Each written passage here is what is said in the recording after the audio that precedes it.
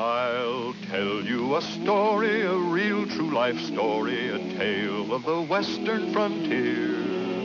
The West, it was lawless, but one man was flawless, and his is the story you'll hear. Oh, Wyatt Earp, Wyatt Earp, brave, courageous, and bold. Long live his fame, and long live his glory, and long may his story be told. When he came to Kansas to settle in Kansas, he planned on a peaceable life. Some goods and some chattel, a few head of cattle, a home and a sweet loving wife. Oh, Wyatt Earp, Wyatt Earp, brave, courageous, and bold. Long live his fame, and long live his glory, and long may his story be told. This is the beginning of the story of Wyatt Earp, the greatest of the old fighting peace officers, a real Western hero. So great was his character and so complete his skill at living with danger that he became a legend in his own lifetime. In the hard world of the Western frontier, with all its bad men and outlaws, Wyatt Earp became the peacemaker. As a marshal, he went up against the worst of them, and the stories they tell about him are doubly fabulous because they're true. This is Ellsworth, Kansas, 1873. Don't let the peacefulness deceive you. It was about as ornery a little town as you'd find outside of Dodge City. It was run by the Thompsons, a notorious gang of frontier gamblers and killers. Most of the decent people had pulled stake, and the ones who remained were afraid. When Wyatt Earp first rode into Ellsworth, he was fresh from hunting buffalo on the Great Plains. He was just a peaceful young man looking for a place to wash up. Not too much now.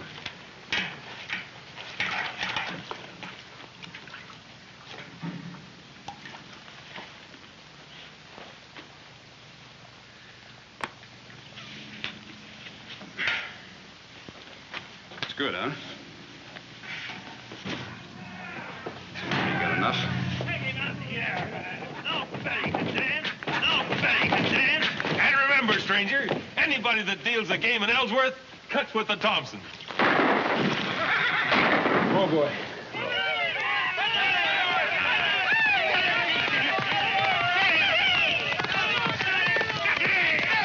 Why don't you do something, mister? You've got guns. Stop them. Do something. Not my fight. But you're welcome to use my guns.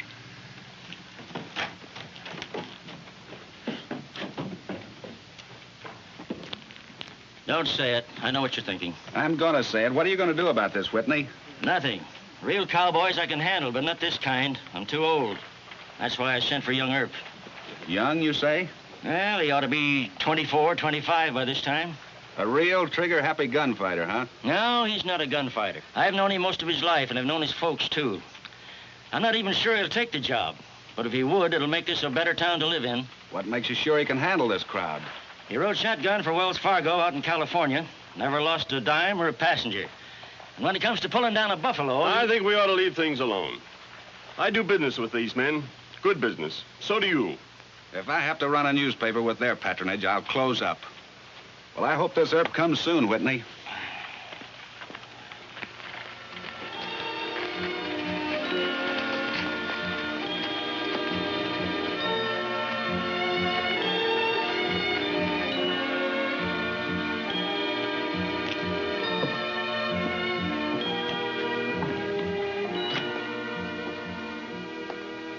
My name's Wyatt Earp. I'm looking for Sheriff Whitney. Ain't here. Hey, Mr. Earp! Well, if it isn't Mr. Masterson. What's the matter? Don't you like the beds in the hotel? You joshing? The judge gave me 10 days or $50. And I didn't even have 50 cents after After what? I lost my money in a poker game. You just can't beat a crooked game, Mr. Earp. You got any objection to my paying Mr. Masterson's fine?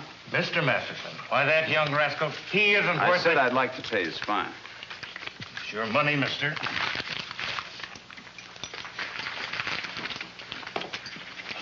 Much obliged, Mr. Earp. Don't mention it, Mr. Masterson. Well, what are you doing in Ellsworth, Mr. Earp? Well, I'm not right sure. Mr. Whitney sent word he wanted to see me. It's Sheriff Whitney now. That's what I hear. Who talked him into that? Mayor Miller and the church people across the tracks. Somebody had to take it. Mr. Whitney's a mite elderly for the job. From what I hear, this is a right bad town. Bad? If you stay around here, you'll see the primest gunfights outside of Abilene. 4 men got killed last week, 3 the week before, in a poker game. Well, speaking of poker, how much money did you lose? $150, or thereabouts. Professions? Sure, but I'm no crybaby, Mr. Earp. Man's got to learn sometime. Yeah, that's right. You think that game might still be running? Guess so. Where? Shannon's bar. Come on. I thought you had to see Sheriff Whitney. Oh, that can wait. You know, I got a great respect for poker. Honest poker, that is. You might say I'm real fond of it. No, Mr. Earp. Cad Pierce and George Pashar run that game. They ride with the Thompsons. They're both mean and awful fast with their guns. You want your money back, don't you? How many, Dina? Give me 2. 3. 2.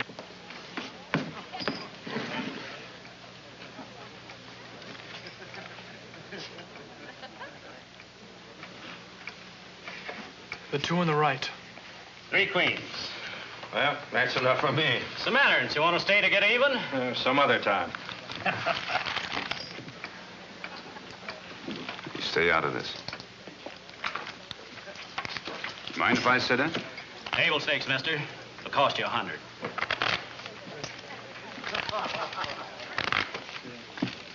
Ante up, gentlemen.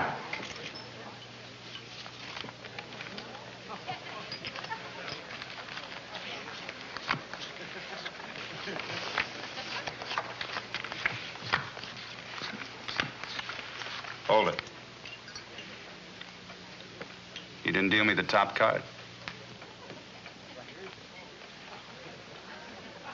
You sure you want to say that, Sonny? I'll put it a little plainer. I think you deal a crooked game. Same goes for you. Don't try it. Now get out. Both of you. Go on, both of you.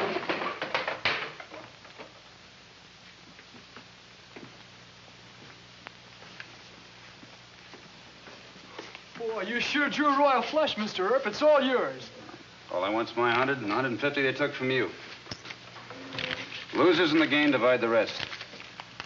Help yourself, gents.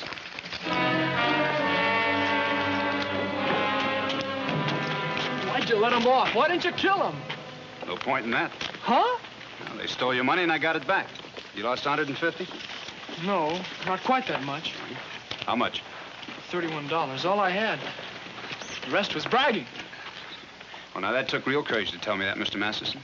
I'm proud you're my friend. Yeah, but you should have killed them.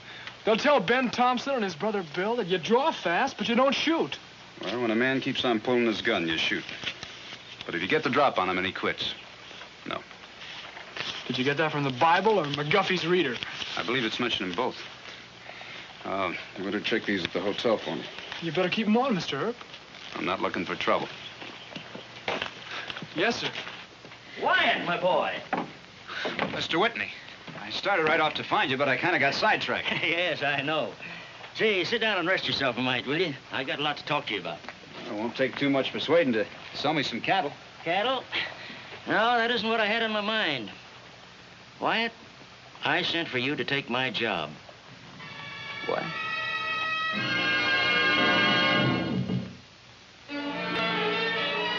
You sure do make it awful tough, Mr. Whitney. I owe you for a lot of favors.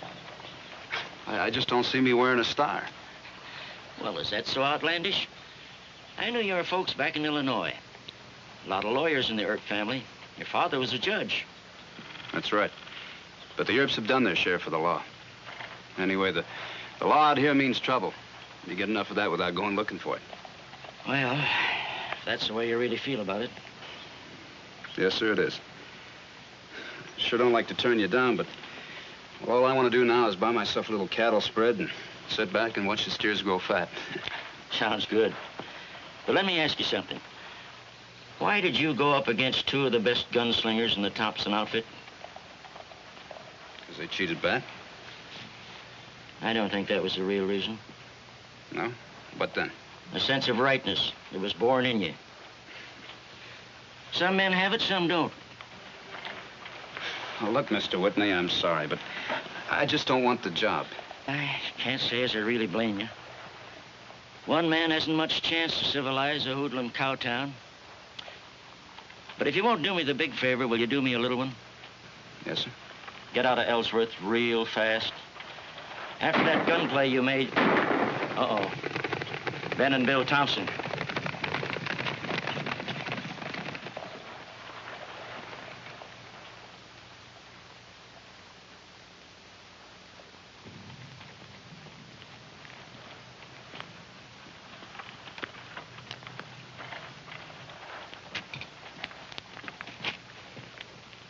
Is that the great Wyatt Earp, Whitney? Now, don't get nervous, Ben. He isn't wearing his guns. Better check yours at the hotel, too. Is this the fool kid you're trying to make sheriff? What are you trying to do, pull a joke on us, Whitney? Joke's on me, Bill. He won't take my job. Go ahead, take it, Sonny. Run us out of town with your bare hands. I'm not looking to cause any trouble for Mr. Whitney. I'll let him run me out of town. That satisfy you? Yeah. It don't satisfy me. You don't make small of us with your jokes. You better cool off, Bill. You're drunk. Give me the gun. Sure, I'll give it to you. I've been wanting to give it to you for a long time, you meddling old fool. You drunken fool! At least I got me a sheriff. Come on, get out of town. I'll cover for you. Let's get him in the stores.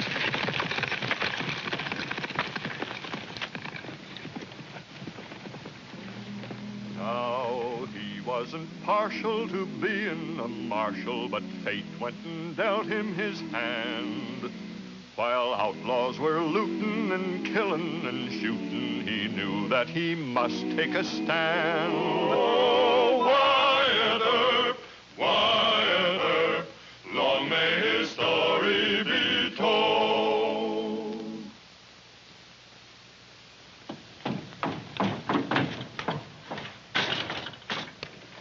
Stay out of sight, Miller. We got this town treed.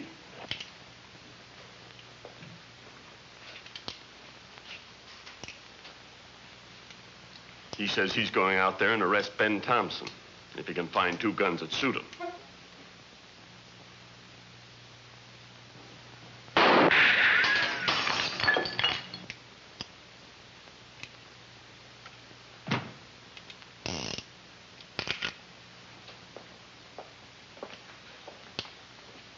Are you Wyatt Earp?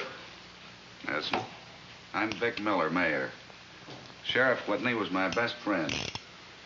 He was mine, too. Did you come here without guns? No, sir. I checked him at the hotel. The Sears arrested on most of these.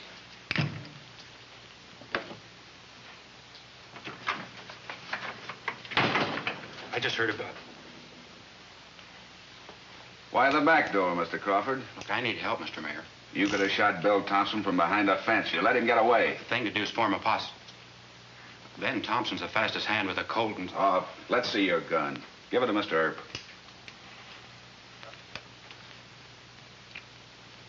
Now, the dog's filed off. When I know I can just let the hammer go, I tend to shoot too quick. Maybe you ain't aiming to shoot at all. I guess I'll have to use these.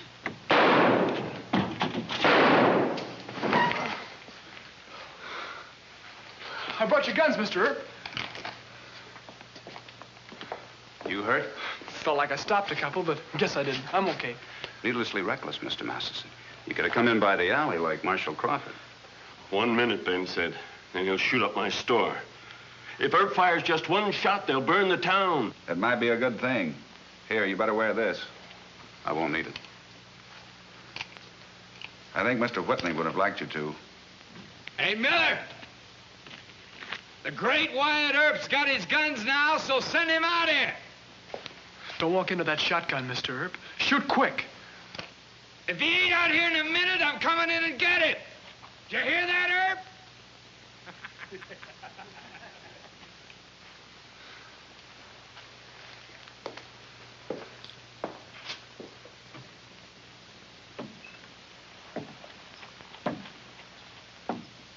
He didn't run. He's fast, Ben. Get him now.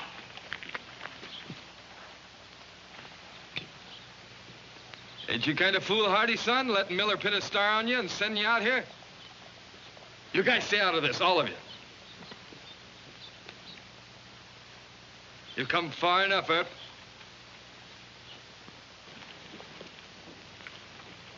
What do you expect me to do? Throw your shotgun on the road, put up your hands, and tell your friends to stay out of this play. Stop and let me talk to you. What are you going to do with me? Kill you or take you to jail? The minute I give this gun up, someone will cut loose at me. If they do, I'll give you back your gun and we'll shoot it out with her. As long as you're my prisoner, the man who gets you's got to get me. You going after my brother? I don't waste my time. Now throw down your gun, I'll make you fight.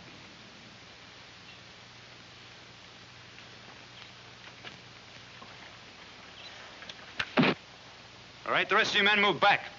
Go on, move.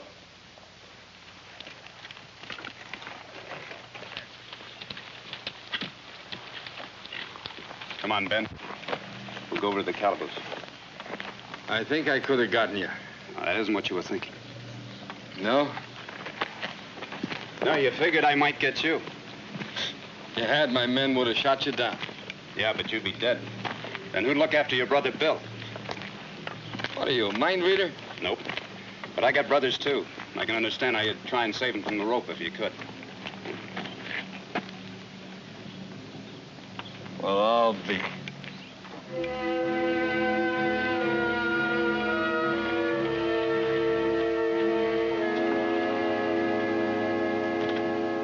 I agree with the judge. Well, I don't agree with you, Judge, and I won't. Quiet, both of you. I'll handle this in my own way. Well, Ben, what's the charge this time?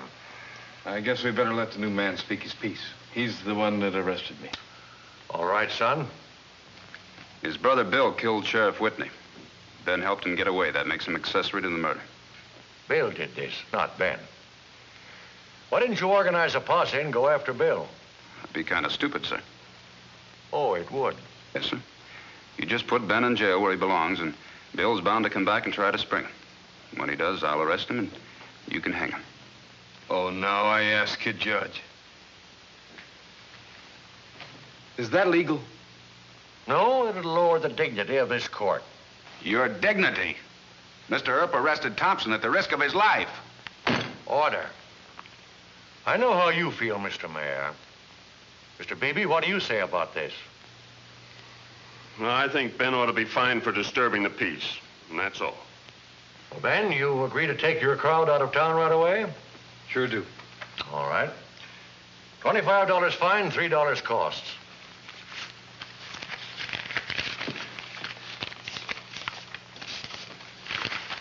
Do I get my guns back, Judge? Yeah.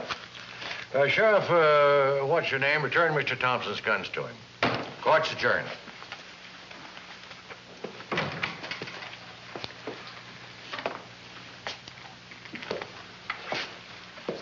Well, I didn't know you were in cahoots with the judge.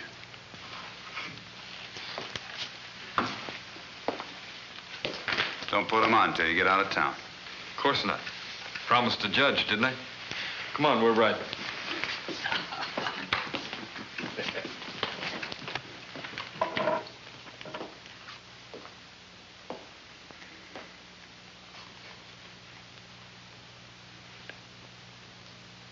Just a cheap hunk of tin. Mr. Whitney didn't die for much, did he? I know how you feel, but I sure wish you'd give us another chance. No, thanks. Mr. Earp, we're going to get a new judge at the next election and some good officers to help keep order. My job's hunting buffalo. I don't get quite $25 a head for them, but then again, I don't have to bury them. Good day, gentlemen.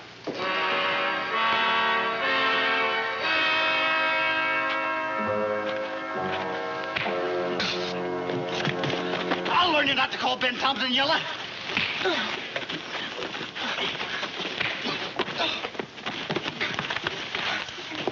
I can handle him, Mr. Earp.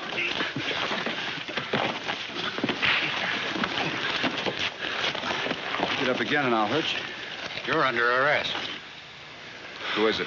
Marshal Crawford. I thought you were still hiding. You won't be so brave when Judge Osborne gets through with you. Then this fellow Earp knocked Pete Logan unconscious with the barrel of a .45. That's a lie. He did it with his fist. Order. That means you keep your mouth shut. Well, Mr. Earp, who's stupid now? You are, sir. That's just what I wanted to hear. I fine you $50 for felonious assault.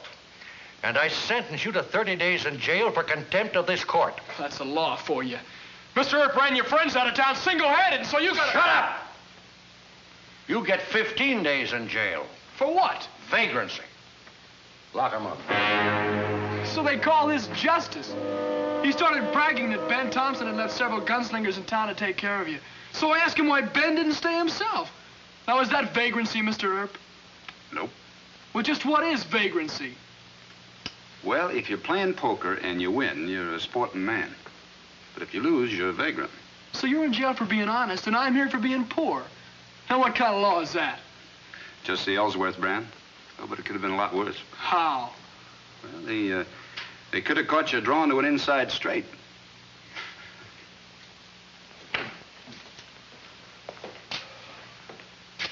What is it now, Miller? I'm in a hurry. Just a little story I'm telegraphing to the Capitol. The governor might like it for his paper. I thought you might like to look it over. No law west of Newton. No God west of Dodge. Well, that means Ellsworth. Are you aiming to get me in trouble with the governor?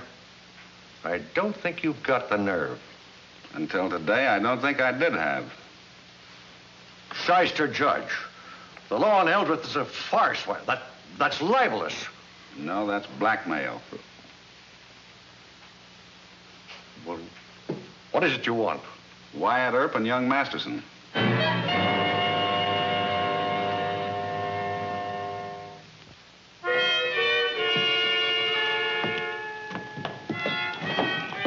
What's wrong, Mr. Earp? Marshal Crawford and the judge sure left in an awful hurry by the back door. They were scared of you. The judge and the Thompson brothers can't afford to have us run it over them. Logan told Bat here that there was somebody gunning for me. And here it comes.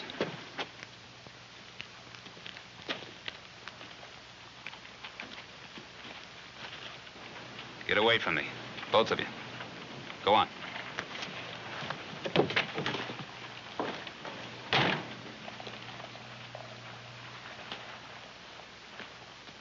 You in a hurry to leave town, Mr. Earp? Nope. Ben says we've had enough of you. So does Judge Osborne.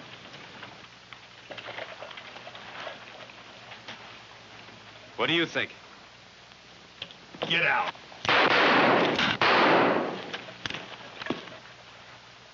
What you drink up? Get Ben to teach you to shoot with both hands. Come on, Pat, help me pick him up. Yes, sir. I guess I better wear that star before the judge can throw me in jail for disturbing the peace. Primest gunfight I ever saw. Thompson caught his gun sight in the holster. Pierce heard his aim and got off a wild shot. But what happened to Bashar? Well, he was left-handed. Go on, men, take him to jail.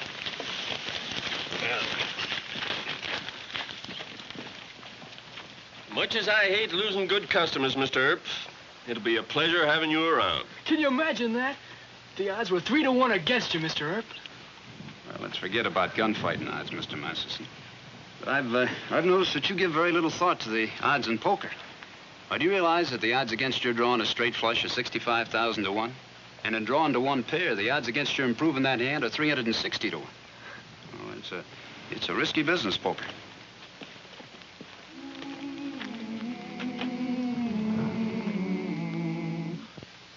Well, he cleaned up the country, the old Wild West country. He made law and order prevail. And none can deny it, the legend of Wyatt forever will live on the trail. Oh, Wyatt Earp, brave, courageous, and bold.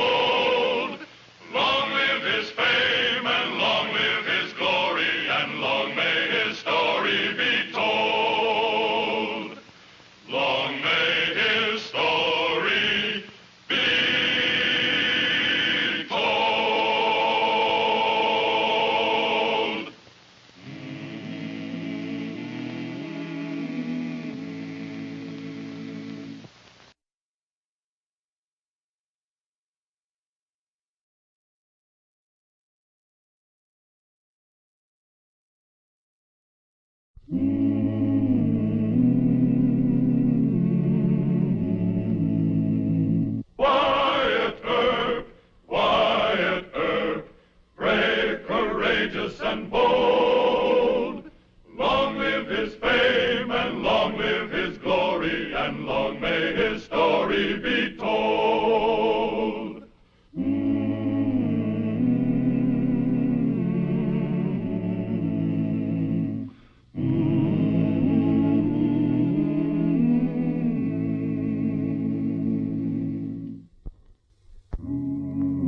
Wyatt Earp, against his will, is Marshal of Ellsworth, Kansas. The year is 1874, and Ellsworth was one of the wild cow towns of the western frontier. Bill Thompson had killed Earp's close friend, Sheriff Whitney, and Earp had arrested Bill, who escaped.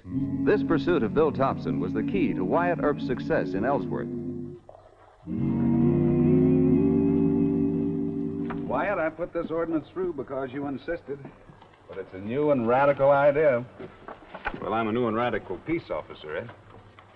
You've got along fine without trying to make them check their guns. You've calmed this town down. Look at it. It's like a village back east. Don't fool yourself, Ed. Still Ellsworth, Kansas, just 2 jumps from the Chisholm Trail. Well, I may be stupid, but I don't see what the no-gun law has to do with catching Bill Thompson. Well, his brother Ben's bound to come back into town sometime or other.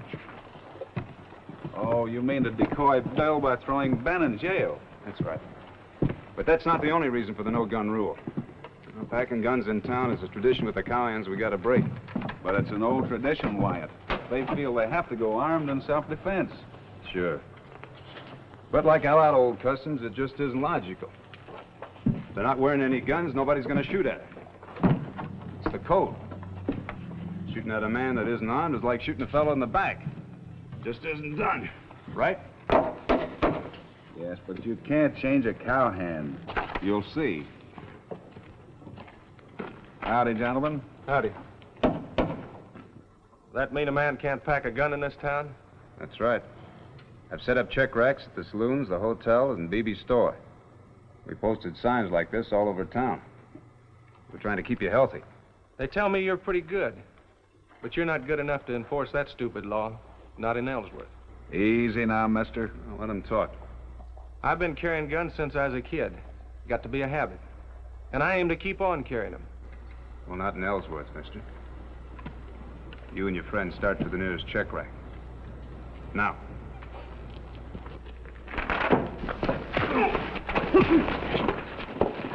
Make a move. Now drop your gun. Left hand.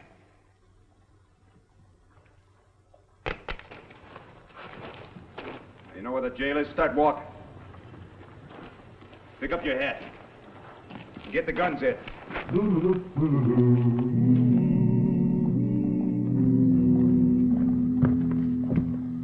They wouldn't check their guns, Mike. So lock them up for 10 days. Don't we get a trial? Sure, if you insist. And you get 30 more days for resisting an officer. Still want to try?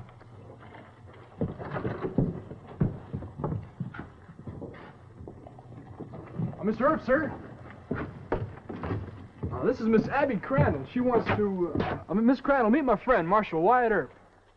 Well, that really does know you. How do you do, Mr. Earp? I'm in good health, thank you, ma'am. I came all the way in from the cattle camp just to meet you. My dad says I'm a born hero worshiper. Guess I am sort of cheeky about it. Would you mind just shaking hands? Not at all. Thank you. Very much. Well, now, Bat, I believe everything you told me about Mr. Earp. We already heard how he cut down the Thompson. No, I didn't tell the half of it. Well, now, hold on. All this gushy talk isn't needed. I'm not President Grant. Now, what favor can I do for you? Favor? Well, I would guess that one of your relatives was in trouble or something. Oh, no, Mr. Earp. Miss Crandall's dad runs a big cattle spread. Is your father Tom Crandall, the Oklahoma Territory? Mr. Earp is suspicious of me, but all great marshals have to be that way. You see, I've met Mr. Hickok of Wichita, and Mr. Bassett of Dodge City, Mr. Luke Short of Abilene. She specializes in marshals. And now I can brag that I met the great Wyatt Earp. Well, thanks for introducing us, Bat. Hope I meet you again real soon. You too, Bat. Same here, Miss Crandall. You weren't too polite, Mr. Earp. I wasn't intending to be. Well, she's the nicest girl I ever met. No paint and powder and no swear words. I thought you'd like her. Mr. Masterson, I wish you'd stick to poker. You wouldn't get hurt so bad. Sir? Didn't it ever occur to you that Miss Crandall may not be telling the whole truth?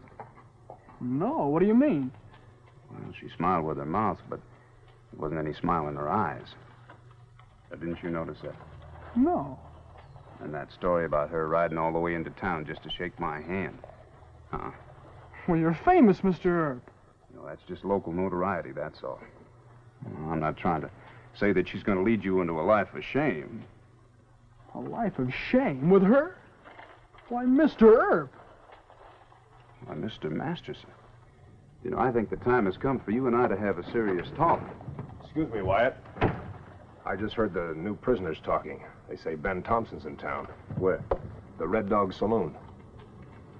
I sure hope he's wearing his gun. So you stay here.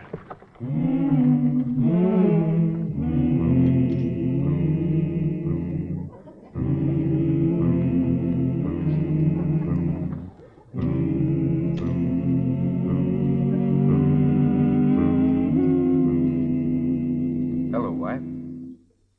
Hello, Ben. How's the marshaling business? Quiet. Hope it stays that way. Don't expect any trouble from me. I'm back in this poker game here. Care to sit in? No, thanks. Not right now. You forgot something, didn't you? Forgot what? There's the sign. There's the check rack. Take 'em off.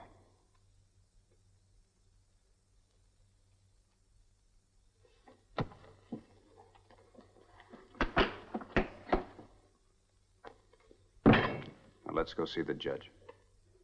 Judge Osborne ain't gonna back you up in that gun-checking monkey business, and you know it. Well, let's see what the judge says. Well, all right. I think it's a fine state of affairs. A man can't sit down into an honest poker game without you coming around pestering him all the time. I got a big investment here. I got a heavy investment, too, Ben. In what? This town. I got my whole hide put up for security.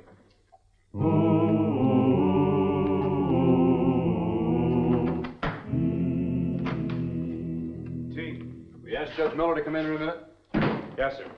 Hey, Judge Miller? where's Judge Osborne? We don't have Judge Osborne anymore. He left town last night, Ben. For good. The governor made him resign and appointed me. Judge Miller, I found Ben and the Red Dog wearing his guns. Did he try to resist you? No, sir. Very well, that'll be 10 days in jail, Mr. Thompson. Just name the fine. I'll pay it. The jail sentence is mandatory. Lock him up, Mike.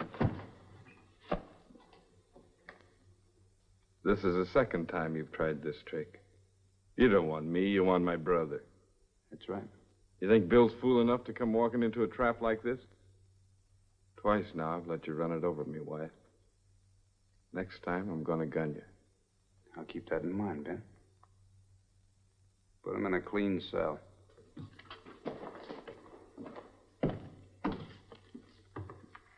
Is he gonna work? Ben wasn't play acting. He knows Bill's a fool. That's what made him so mad. You think Bill will come in and try to break Ben out? Sure. He'll come into town with his whole gang and aim to blast his way through. Then we'd better swear in some special deputies. Yeah, we sure had.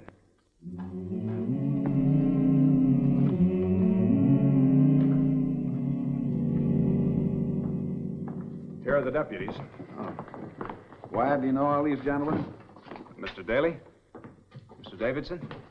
You, sir? I'm Jim Richards, Marshal. I met you at Sheriff Whitner's funeral. Oh, that's right. Well, now to explain this, I better tell you what I know about the Thompsons first. With the exception of Bill's escape last week, they've only pulled one other jail delivery. That was in Hayes, Kansas, March of '71. Now, Bill was in jail for robbing a stage. Ben and about 12 gunslingers rode up to the jail and started a big palaver with the sheriff. And under cover of this, 2 men, on foot, sneaked around back and blew a hole in the wall with dynamite. They yanked Bill out, put him on a horse, and the job was done. But Wyatt, what makes you so sure they'll try the same thing here? Ben's the brains of the outfit, and we got him locked up. Bill is too stupid to think up a plan of his own, and he admires Ben too much to even try. I don't want to seem too positive about this, Ed. You're the boss. No, I think you figured it pretty close. Well, then here's the layout the way I see it. We station men at these points.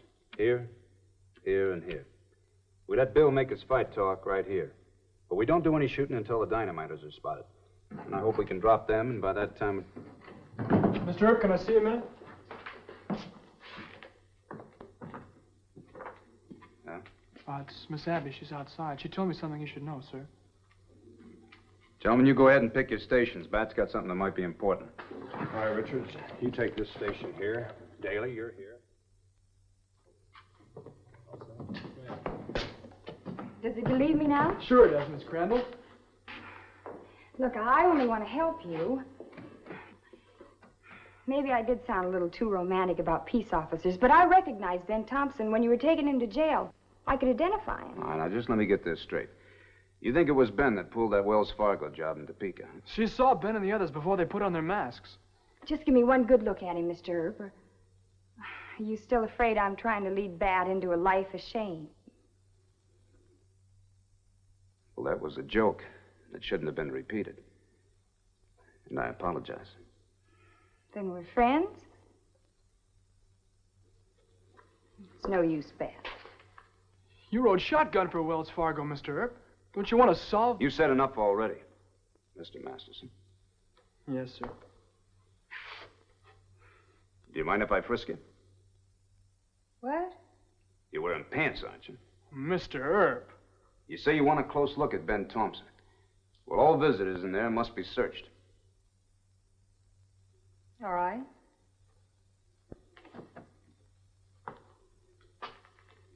Nothing personal, man.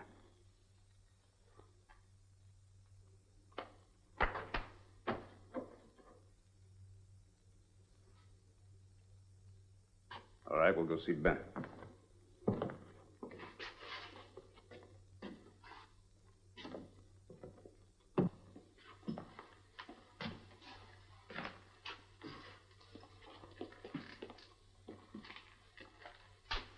Well? Hey, what is this? Life's full of questions, Ben. Was he the one you... God, she just left. Well, did she identify him? Mm-hmm. Well, there, that proves she's all right. And you insulted Miss Crandall by searching her. Mr. Masterson. Oh, I'm sorry. You didn't really have to search her, though. Look, if you expect to be a peace officer someday, you're going to have to deal with suspicion. What? One of the oldest dodges a woman can use to gain confidence is to identify someone. You see, this puts her on the side of the law. You still don't trust her. Now, she may be everything she says. But on the other hand, she may have used that identification trick to find out exactly where Ben's cell is. To let him know by her appearance that Bill is on his way. Miss Abby, mixed up with the Thompsons? Well, I may be doing her a great injustice. Well, you sure are, Mr. Earp. Well, in that case, I'll apologize. And right. Well, we better be getting to our stations. If Bill's coming today, you'll want to work it before sundown. Yes, sir.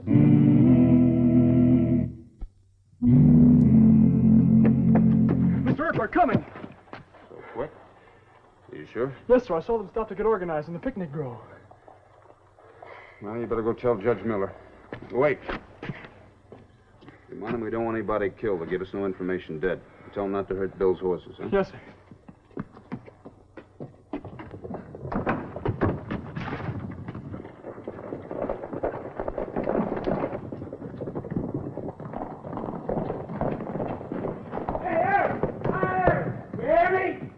Open that door and turn Ben loose!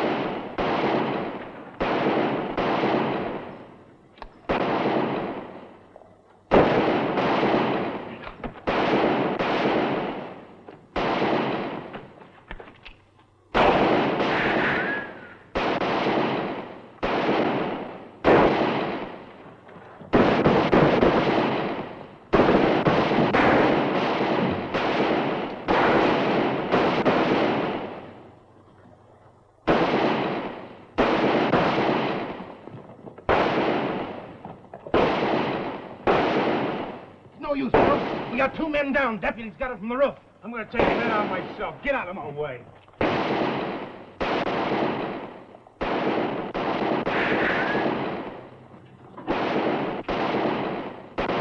Ben, I'm coming to get you out!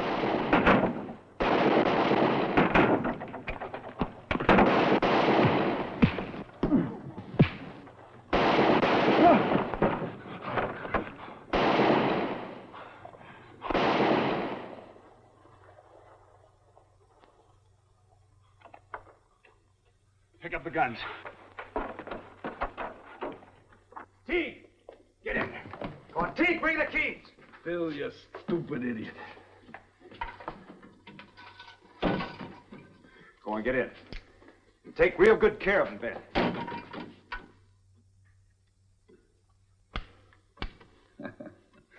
No use trying to beat you. I vote we call it a night. Well, that suits me. What's your hunch? Do you think the Thompson crowd will come back? No, not tonight. Then I'll let the special deputies go home, all right? Mm-hmm. Well, Mike, you check the cells again for me? Right. I suppose we'll have to hang Bill. Yeah, I suppose. What else but hanging? You don't sound too enthusiastic, Wyatt. I'm not. If I were the judge, I'd take Bill's mental condition into account. I saw his eyes when he killed Sheriff Whitney. I got another good look at him again today. We ought to think about it, Ed. Well, we'll see. Good night. Good night. You know, you could have been killed taking Bill the way you did. Now you don't think he should be hanged. Not if he's crazy, no. But he murdered Sheriff Whitney. Mr. Masterson, I hope Bill is sane and gets the rope. But if he's a lunatic, the law says you can't hang him. The law says. Oh, I thought you wanted to be an officer of the law. Well, yes, sir, but I sure don't Well, then think... you better learn it'll be your job to protect every man's life, even when you think he deserves to die. By the way, what happened to Miss Crandall? Did she leave town? She went back to camp before the fight. Why? I wish I knew exactly what she was up to. Look, Miss Crandall is absolutely on the level. Women disillusion you. She likes you, Mr. Earp. She says you're the best looking and most capable of all the marshals she's met. She's met a lot of marshals. That's what she said. They're all sound asleep, Wyatt. Good. You and Bat think you can stay awake? Sure. We both slept from after supper till almost midnight. Good. I'm going to run over to the hotel and get a little sleep. Now, no visitors. If anybody knocks, I don't care if it's the governor with a prisoner, you keep them outside, and one of you come on over to the hotel and get me. Right. Yes, sir. Good night. Oh, Mr. Masterson, don't take what I said too seriously about women. I'm no expert. Come to think of it, no man is.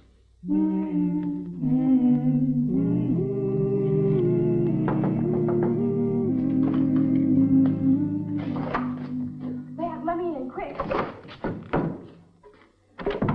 Miss Abby, what's wrong? They're after me because I told on Ben. Mr. Earp here? No, at the hotel. Who's that? Oh, it's Mr. Teague, the deputy. Put him up, both of you. Miss Abby, you with a gun? Take his keys. You drop your gun belt with your left hand. You must be loco. Trailing with the Thompsons. Shut up. Now through that door, both of you. Go on.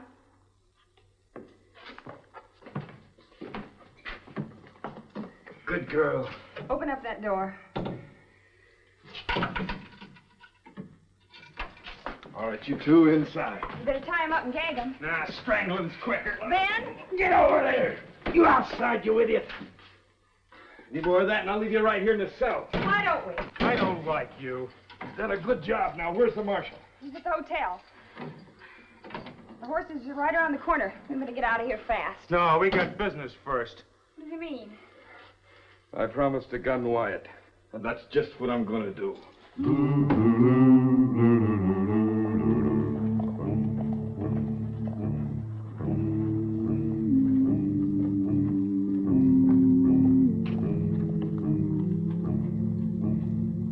Hey, Earp. Marshal Earp. just traded places with your friends, Wyatt, so get your guns and come down here and make your fight. That's the way you want it, Ben? Not in the back. Let go and stay out of this. Crazy fool. I told you this has got to be done in a fair fight. He won't let you do it. You better get him out of here. I'm going to kill Earp myself. Now get on that horse. Go on. I got to get him out of here. Well, go on then. I'll try and keep Earp here. Thanks, honey. I'll see you later.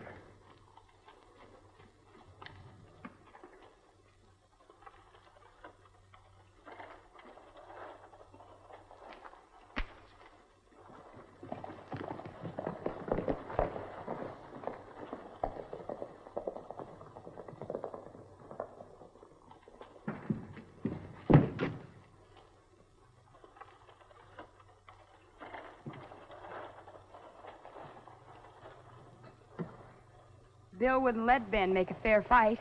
Don't start for your guns. You're fast, but all I got to do is pull the trigger. I didn't quite guess it, did I? Not quite. So you're one of Ben's girls, huh? I'm his girl. The only one. Oh. Well, what about his wife in Wichita? You're lying. And there's Nita Dreves in Amarillo. Gene Prentice, who lives in Dodge. I don't believe you. Now, what about Alice Mabry? She lived right here in Ellsworth.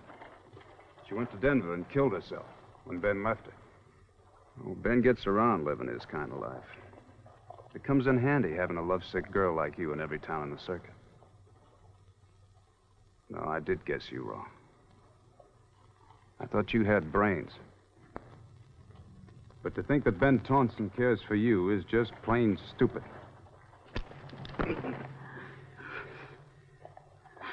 For a young girl like you getting yourself mixed up with a dishonest gambler and a road agent. Don't you see what a fool you made of yourself, Miss Abby? Keep your sermon to yourself. I'll look out for me, you look out for you. All right. Well, let's start walking. Where? To jail.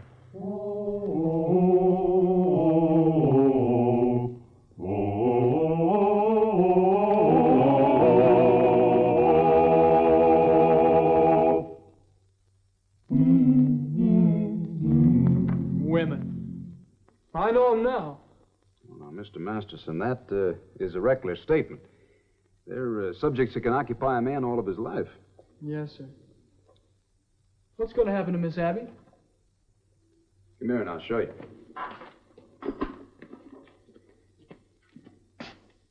You're welcome, Miss Abby.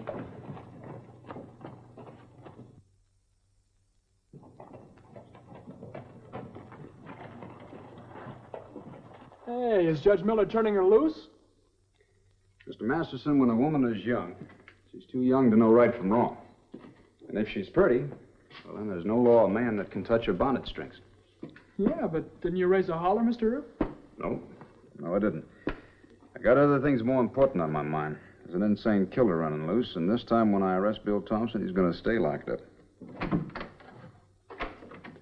Hey, say, Ed, by the way, when's Miss Abby's trial come up? Oh, I wanted to talk to you about that, Wyatt. As a matter of fact, You let her go, huh? Well, that was wise, Ed. Just because she was a woman? Well, that and the fact that, well, you see, actually, we don't have any facilities for women in this particular jail. Yeah, that's it. That's it, exactly. No facilities.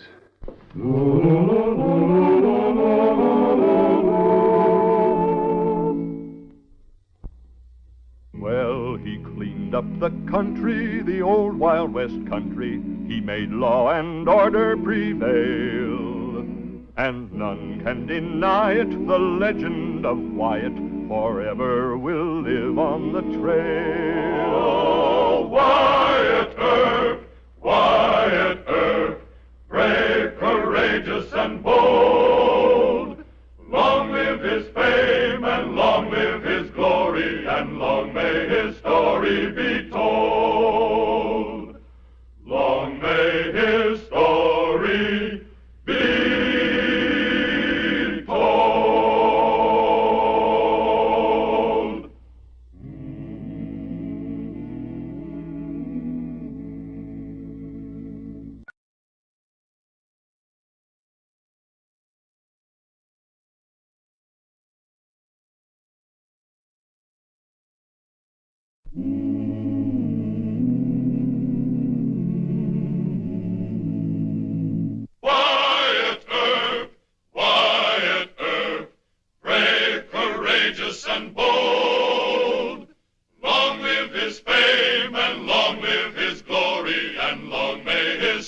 story be told.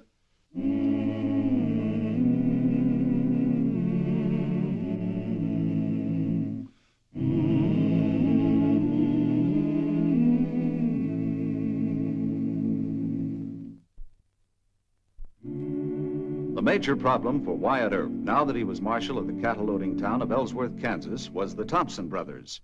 They were gun-slinging terrors of the frontier, and Brother Bill was wanted for the murder of a sheriff. Unless Wyatt Earp could rid Ellsworth of these killers, and alone, he faced complete loss of influence as a marshal. Morning, Wyatt. Good morning, Judge. Mr. Masterson. What's the matter? You look a little worried. He sure is, Mr. Earp. A lot of Sheriff Whitney's friends want to organize a posse. I don't want a posse. They figure the Thompsons have had time to join their gang. They figure if you're going after them, you'll need help. I don't like posses, Ed. You can't go up against the Thompson outfit all by yourself, Mr. Earp. A posse only raises dust. They're only as fast as the slowest horse. I don't think Bill and Ben will want to join up with their gang. My hunch is that they're hiding out in Bushwhacker section. Bushwhacker? You mean where the Indians used to hide for ambush? That's right. How you ever going to find the Thompsons in there? I think you might have something there, Wyatt. I can explain your theory to the men who sign up for posse work. Ought to satisfy them for a day or so. Well, thanks, Ed. Well, do me another favor, will you? Sure. Well, I'm expecting 2 Indian friends of mine. They're about the best trackers I've ever met. And I'd like for you, as the judge and mayor, to meet them. Indians? That's right. Mr. Brother of the war chief many battles, and his partner, Mr. Cousin of the chief Yellowhand. Oh, and be sure and call him Mr. Brother and Mr. Cousins. All right. What else do I do? Give them the key to the city? No, Ed, just decent respect will be enough. Sure, Wyatt. As soon as they hit town, I'll do the honors. Thanks. Bat will tell you there's a lot of mean talk. It adds up to the feeling that you'd better arrest Bill Thompson quick, or a posse will do it for you. I don't want a posse yet. I'll arrest Thompson myself. I hope you do. Aren't you putting too much faith in those Indians? No, they're good men. So you and the judge think I ought to turn my job over to a posse before they take it away from me, huh? Well, what if the Indians do find Ben and Bill? You can't go into that place all alone, Mr. Earp. You better take me with you. You still want to be a marshal someday? Yes, sir. Well, then you better start learning what the job means. It's lonesome work, Mr. Masterson. You can't let a bunch of hot-headed citizens tell you what to do. You use your own head, get into your own brand of trouble, and think your own way out of it when you can. But always be ready to shoot your way out. But you go it alone. In the Bushwhacker? Well, now, that's just a section of country full of rocks and brush.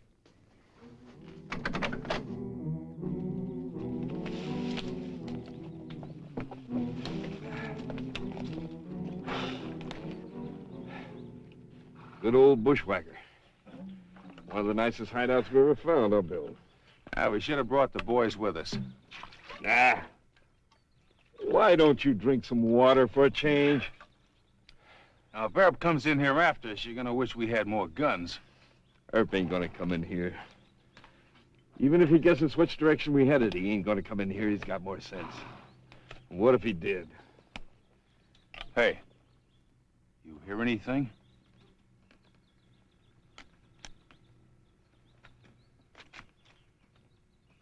If you stopped drinking that whiskey, you wouldn't hear so many things.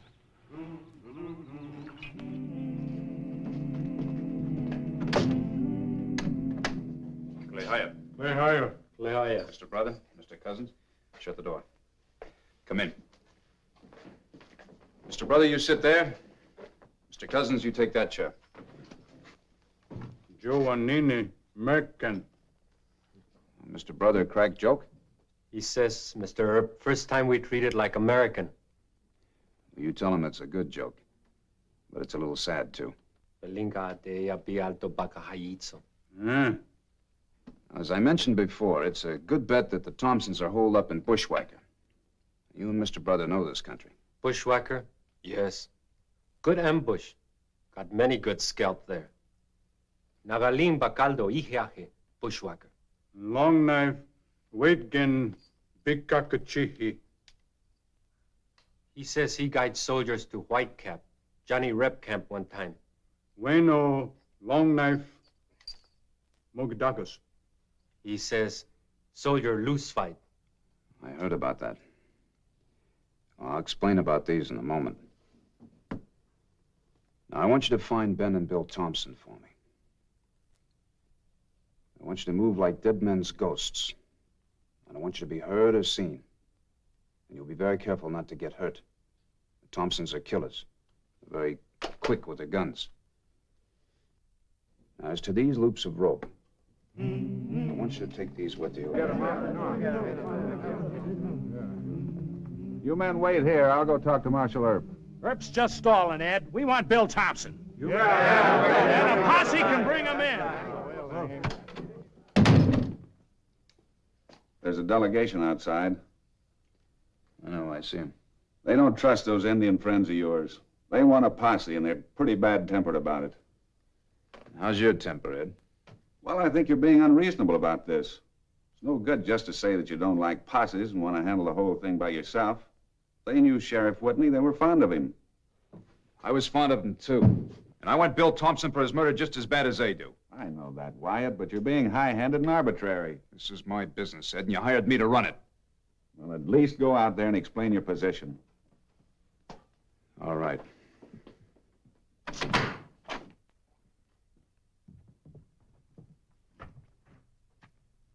Well, Judge Miller tells me you gentlemen want to go after Bill Thompson. We can't trust a couple of Indians. We want real action, Earp. All right, Mr. Davitt. Then you can lead the posse. But before I deputize you, I think it's only fair to tell you what you'll be up against. Now, my Indian friends have already sent word that Ben and Bill Thompson was spotted yesterday going into the bushwhackers section. Just the two of them, Wyatt? That's right. But I want to remind you, men, that Ben Thompson is one of the best hands with a gun I know of. He's already killed 18 men in gunfights. Now, his brother Bill's not near as good, but he... They don't scare us, Earp. Well, they're enough to scare me.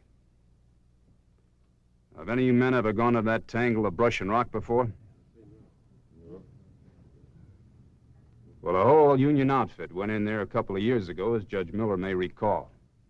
They were cut to pieces by a handful of Confederate soldiers. Now, how many men does your posse expect to lose, Mr. Davitt? Well, I give you an estimate. In my opinion, Ben and Bill Thompson shooting from ambush could kill about 10 of you. But, Wyatt, if you lead the posse... I won't do that. I don't believe in the idea, and I won't be responsible for good men being killed unnecessarily. All right, you refuse to do your duty. It's not my duty to lead inexperienced men like you into a massacre. Well, we certainly got a long way with that, didn't we? He could be right, you know. He's lost his nerve. He's treating us like a passel of greenhorns. Now, whoa here. I'm sure that You stand up for Earp no matter what. Come on, man. We'll report back to the others at the meeting. Ellsworth may have a new marshal and a new mayor in about 3 days.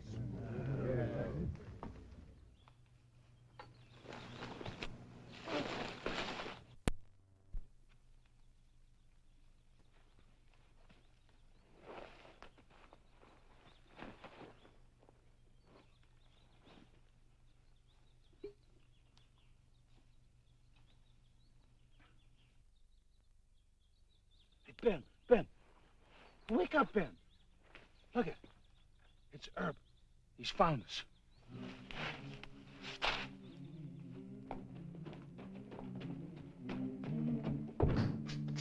Judge Miller wants you to come to the meeting right away. They're talking him down, Mr. Earp. Oh? It's nip and tuck. Sam Davitt's trying to get them to fire you and appoint him as leader of the posse if they're not found in 3 days. The judge says if you'd explain to the whole meeting what you're I've gonna... explained it once. I'm not going to explain it again. You don't care if they fire you? Nothing much I can do about it, Mr. Masterson. I've said all I'm going to say. Well, you can't just sit there and let things happen.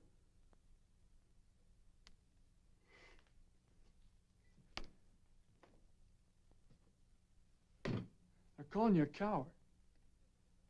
They say you owned up to being scared of the Thompsons. Sit down, Mr. Masterson. You're seeing the worst of a peace officer's job.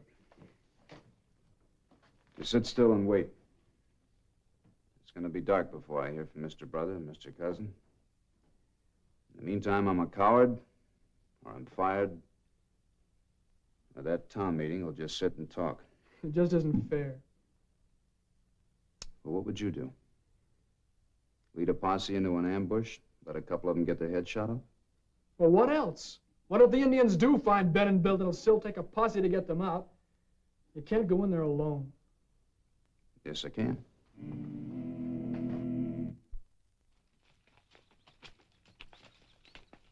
Well, here she is. Yeah. Yeah. Is that all you got to say? You give me more credit than that? Well, you're the smart one of the family. You'd be smart, too, if you didn't addle your brains with that whiskey. Took me a half a day to find this place. That means it'll take Earp 6 days, even if he knew it was here. How about a swig of whiskey to celebrate? Huh, Ben? That'll settle your nerves quicker than whiskey. I don't know why I string along with you. All right, then. Go ahead and leave me. I would. But you're my dear, crazy little brother. Now let's get inside.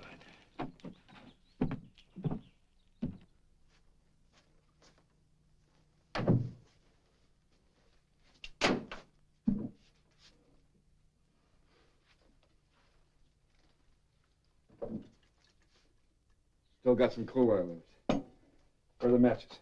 In your pocket. Find them, you're so bright about finding things.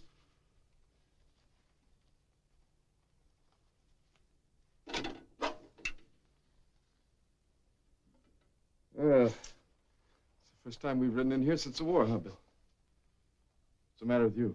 Look, Ben, look! It's Earp. I'm getting out of here. Wait a minute.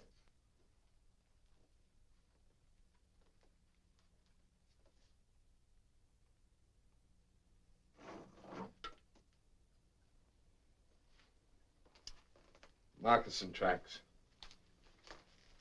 A couple of Indians.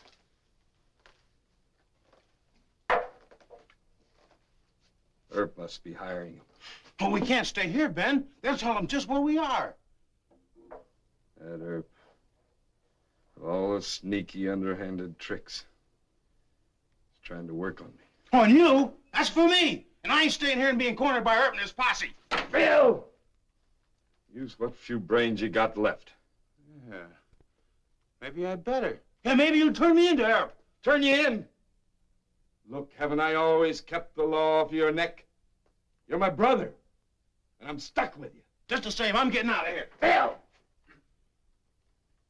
Earp's not coming in here after us. But why ain't he coming after us? Because I know him. I know how he thinks. The rope trick is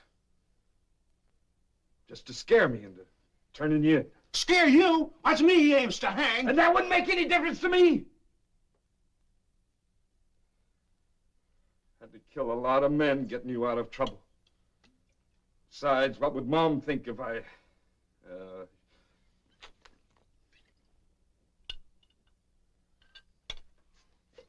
That's enough.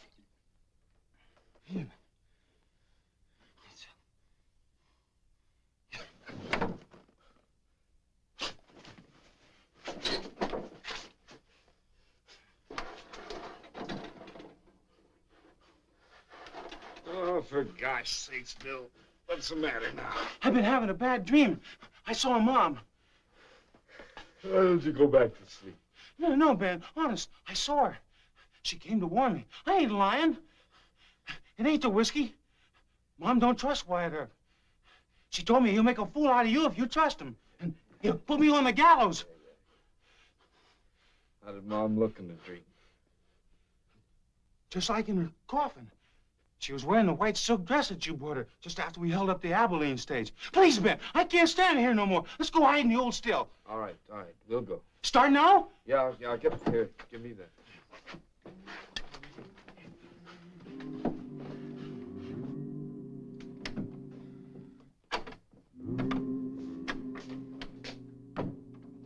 Bad news, Wyatt. The time is up. The posse forms in the morning, Mr. Earp. If you won't lead them, I'm ordered to. Won't you reconsider? No. I know what they're doing, and they don't.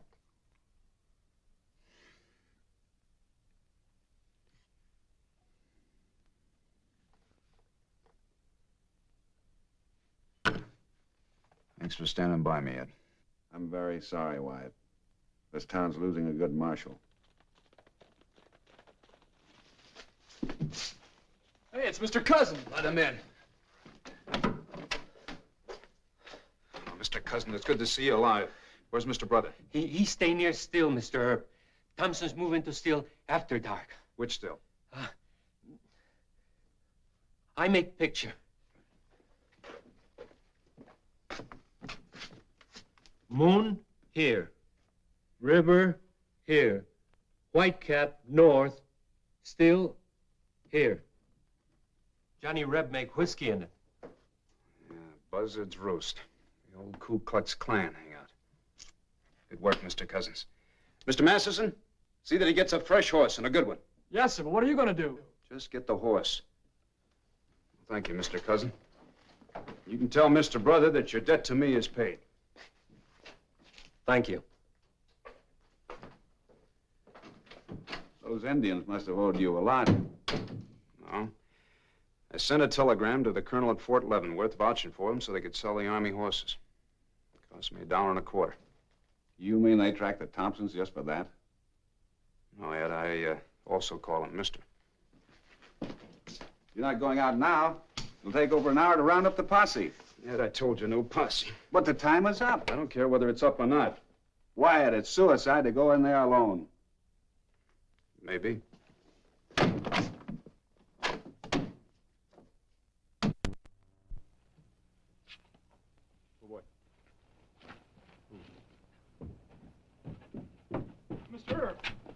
Mr. Herb, please, let me go with you. Not this time. But if something happens, if you're hurt or... Now, don't worry about that. I have friends who'll bring home the remains. But cheer up, Mr. Masterson.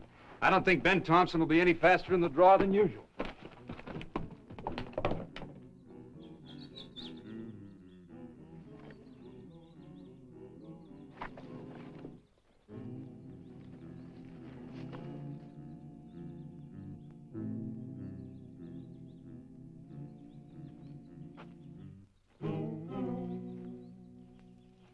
Ben? What you got there? Nothing. That's Indian for the last message. Well, let him come. I'll splatter him all over these hills. Yeah, we'll both gun him. I want him alone, the fair fight. Oh, Ben, what's the sense in talking like that? We can pick him off with rifles. Because he's mine, that's why. He's tormented me and hounded me like a wild dog. It's me he's trying to drive crazy. Well, he ain't gonna get away with it. I'm a better man than he ever was. So you stay out of it, you hear? That's fine, Ben, fine. But I can't trust you. Ben, I swear. What's that? Well, that could be him. So you get on your horse, ride down to the river, and wait for me there. No, Ben, I've got a good mind to put an end to this whole thing. Don't, Ben. I'll go. I'll go.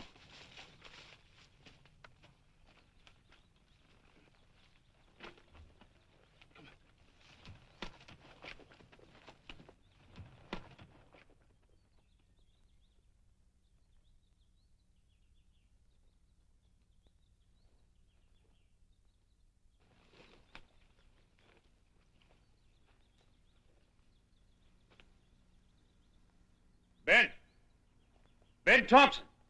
And you, Wyatt? That's right. I want your brother.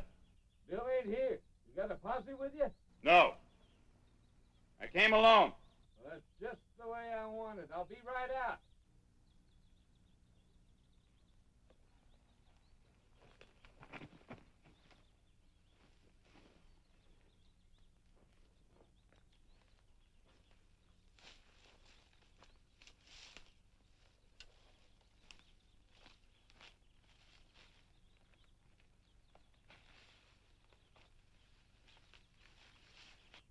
I don't want you. I want your brother. You ain't gonna get either one of us.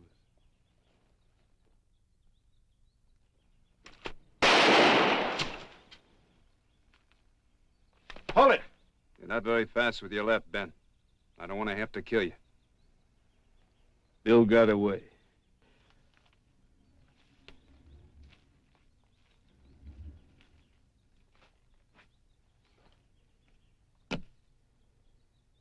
Let's sit on that rock.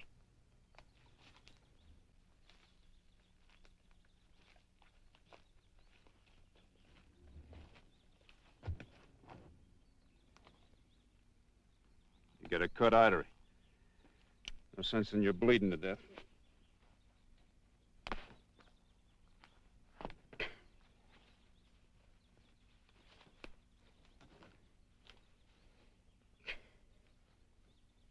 I don't understand you, Wyatt. Guess not. You had a chance to kill me, and you didn't take it. Won't even let me bleed to death. Why? I want Bill. To hang him? Law doesn't hang a crazy man. People down in Ellsworth don't know that. They're not the law. If you had any sense, you'd bring Bill in yourself. Sooner or later, he's bound to be killed. Maybe you'll go down with him. Maybe I won't. Well, then he'll turn hopelessly insane. A babbling lunatic on your hands. He wouldn't do that. Well, that's the deal I offer you, Ben. You bring Bill into Ellsworth, and I promise he'll be treated fairly. I don't take your promise. Wyatt.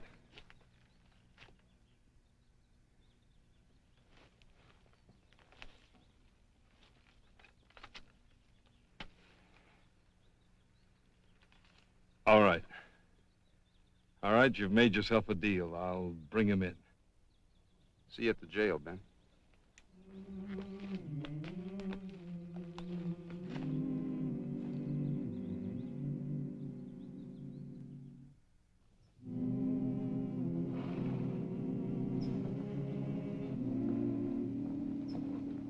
Wyatt, you didn't find the Thompsons? Yeah, I found them. Well, what happened? Did you... No, I didn't have to. Ben's bringing Bill in. You took his word? Yes, I did. Ben's never lied to me yet. Well, maybe the posse will get him. Now, Mr. Masterson, you still want to be a peace officer? Well, yes, sir, but But not a plain fool like me, huh? I don't think you should have trusted Ben, Mr. Earp. No? Well, take a look behind you.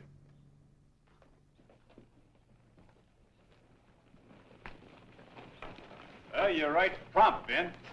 Would have been here sooner, but he got a little violent about the deal.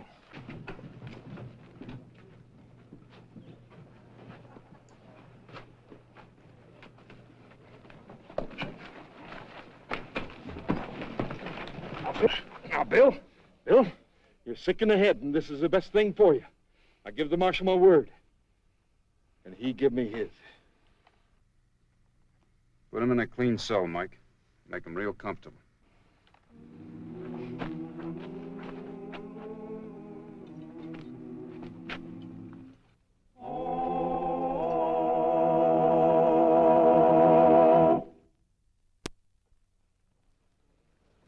So long, Wyatt. So long, Ben.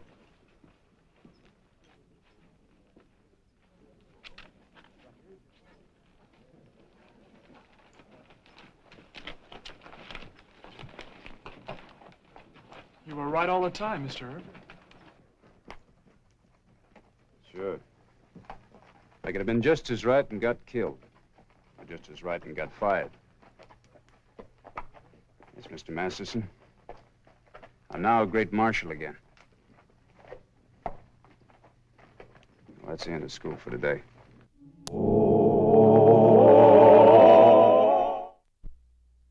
Well, he cleaned up the country, the old Wild West country. He made law and order prevail.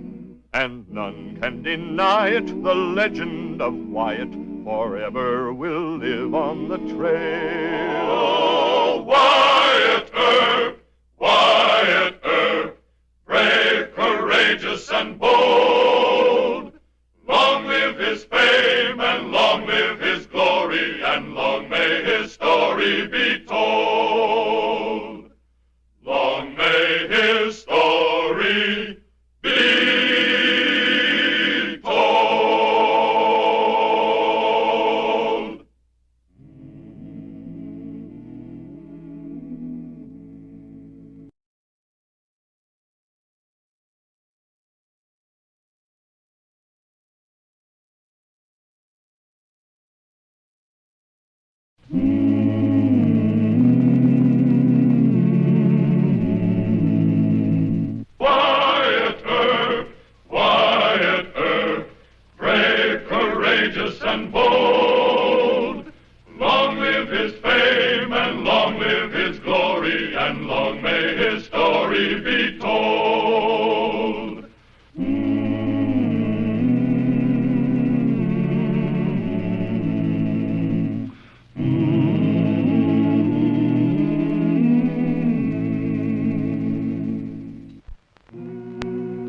Though the war ended in 1865, there were sections of the land where passions were still flaming in 74. And Wyatt Earp, as Marshal of Ellsworth, Kansas, finds himself embroiled with cowmen of strong, strong views about that war.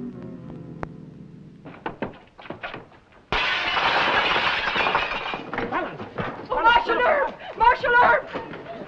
Here, wait a minute. You stop it! Stop it! Stop it! This is done to her. Hold it!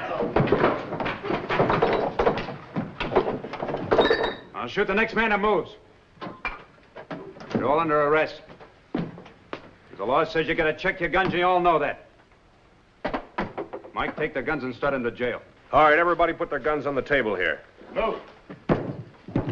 Move! Oh, I'm much obliged to you, Mr. Earp. 5 minutes more and they wouldn't have left me anything. They'll have to pay for it, Mrs. Danaher. You go out and help Mike take him to jail. Yes, let's go. A sherry, Mr. Larson. I know you don't drink, Marshal, but a bit of wine would calm my Irish temper.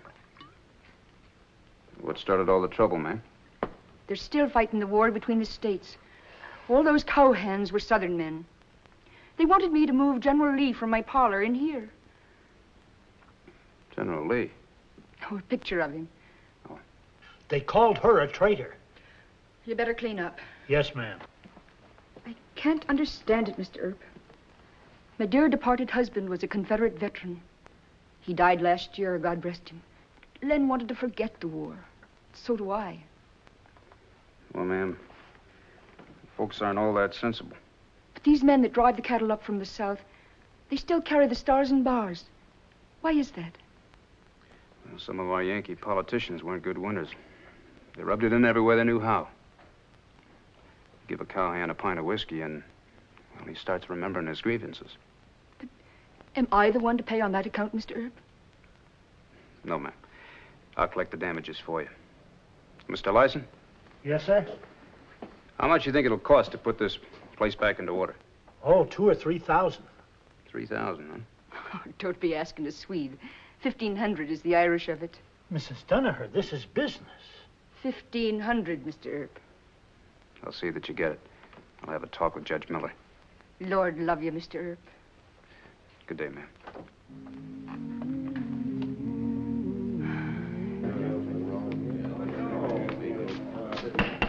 All right, men, stand up. Judge Miller. Take your hats off. You men are charged with drunkenness and malicious destruction of property. I suppose that's your idea of fun, wrecking a poor widow's only inheritance. Now, just a minute, Judge. We got something to say here about this. Order in the court. Marshal Earp, what's your recommendation here? I think between them they ought to be fined $1,500. Stay in jail until they pay it. Oh, sure. That's Yankee justice, Judge. Order. The court finds you $1,500 pro rata. You'll be held in jail until payment. Deputy Teague, remove the prisoners. All right, man, this way. Come on. Marshal Earp. This is Marsh Murdoch, a newspaperman from Wichita. We've been friends for a long time. Oh, Mr. Murdoch. Glad to know you, Mr. Earp. I came here on business. Mighty important business for you, Wyatt. It's such an opportunity that I can't stand in your way. I'll see you later, Marsh. And I hope he turns you down. I hope not, Ed. Miller seems to think you're going to be the best marshal in the West. Well, Ed's my friend. Your friend, but also a newspaper man. We learned to size up men pretty well. I'll come to the point. How would you like to be marshal of Wichita? Wichita? That's a mighty big job. Too big? Well, I don't know. Wichita ranks with Dodge City for size and trouble. It'll be worse when the railhead moves in. Laying all my cards on the table. How'd you happen to hear about me? You're better known than your modesty allows you to think. But what really brought me here on the run was a chance remark in Ed's last letter. Oh? He said you know how to handle Southern cowhands. Well, I have had to make quite a study of them, but Mr. Murdoch, I always think better when I'm walking. Would you mind getting loose, son? Not at all. Good idea. You know, getting along with Southerners is our big problem, Mr. Earp. Bill Hickok let some Texas men run it over him last week and had to quit. And with Sheriff Smith retired, we have to start all over. Well, I heard that Hickok's a mite too quick on the trigger. Well, Bill didn't have the intelligence to reason with cowhands. He shot him. Well, they take a lot of patience. I can't say I'm any too well liked by him. No northern peace officer is going to be liked. The best he can do is convince the Johnny Rebs that he means to be just and fair. Well, that and understanding their pride. Pride? Yeah, it seems to me that's the key to it. Just about all the war left him was their pride. That's true. You've heard folks speak of it as a foolish pride, but, well, I've never held for that. See, I got two brothers that fought for the North. They tell me the Southerners have every right to be proud. They fought real well. They sure did. When I took this job here, I made up my mind I'd never shoot a cowhand if there was any other way out of it. You mean there are other ways? Well, I hit him with my fists a little, or buffalo him over the head with my gun barrel. It's a lot more effective than shooting him. You take an awful risk, though. Well, you buffalo a cowhand, and all he has is a headache. But if you shoot him, a lot of fellas can say to themselves it wasn't a fair fight, and then they lay for you. Well, you're right. What happens if the cowhands decide to stay in jail? Who's going to pay for that work? Well, then we'll all chip in. But I think they'll pay for it. What makes you so sure? Well, a cowhand hates to spend much time in jail. It hurts their pride. But what happens if they can't raise the $1,500? Well, then their bosses will pay for it. Hurts their pride, too. Pride? I never thought of the cowhand problem in just that way. You're the man for the job in Wichita. We can pay you $250 a month. Nominally, you'll serve under the new Sheriff Todd. But you'll be in charge of law enforcement. Well, what do you say? Well, that Masterson will want to come with me, but he's going to have to go to school. Ed Miller isn't too happy about my leaving. No, but he realizes with the railhead moving on to Wichita, this town will change from a cowhand whoop-de-doo to a normal community. Well,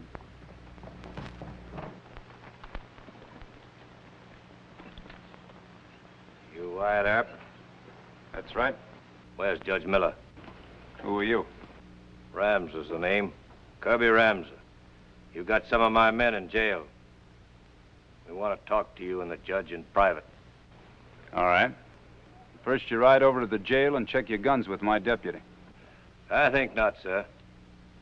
How's that for Yankee impudence? There's nothing Yankee or impudent about it, Mr. Ramsey. It's a city ordinance. Of all things, aren't you Captain Ramser? Madam? You wouldn't be remembering me? I'm Mary Donaher, Len's wife. Oh, yes. Running this tavern, I believe. I was, Captain. But a bunch of pesky cowhands just about put me out of business this morning. Heard about that. Turned Yankee lover, didn't you? Why, Captain, you and my husband were great friends. You were his captain. Well, you know I wouldn't... It's very welcome you are. You and your friend. I'd like down and... Oh, thank you. Good day, madam. Hold it. I meant what I said about the guns. All right. Find Judge Miller. We haven't any time to waste. I'll be apologizing for the captain, Mr. Earp. He never used to be like that. It's the captain that should apologize to you, man. Well, I gotta go find Ed Miller, see what this is all about. Excuse me. There's a limit to our patience, Miller. This town has lived off us Southerners. Lived well. And in return, you all hired this fellow Air Pierce Marshal. And you did it knowing that he hates all Southern men. Quite to the contrary. Wyatt Earp is... I'm not here to argue with you. I'm here to tell you. Oh? We want those cowhands released. And no nonsense about $1,500 fine. The Danaher woman got just what she deserved for turning Yankee. That's a stupid lie. What did you say? I called you a stupid liar. Now, Wyatt, They made us check our guns. Now understand why. Gentlemen. Don't call him a gentleman. He's a liar and a fool. Why, you... I'll tell the judge what you really want. We want you fired. We'll give you just 6 hours to get out of town. You want to hear the rest of it? I do not. Well, you'll hear it anyway. If Air Pierre hasn't left Ellsworth by 5 o'clock this afternoon, we'll run him out. And if we have to do that, we'll burn this town to the ground. All of it. You cross our city limits and there'll be a fight. Get rid of Air by 5 o'clock this afternoon.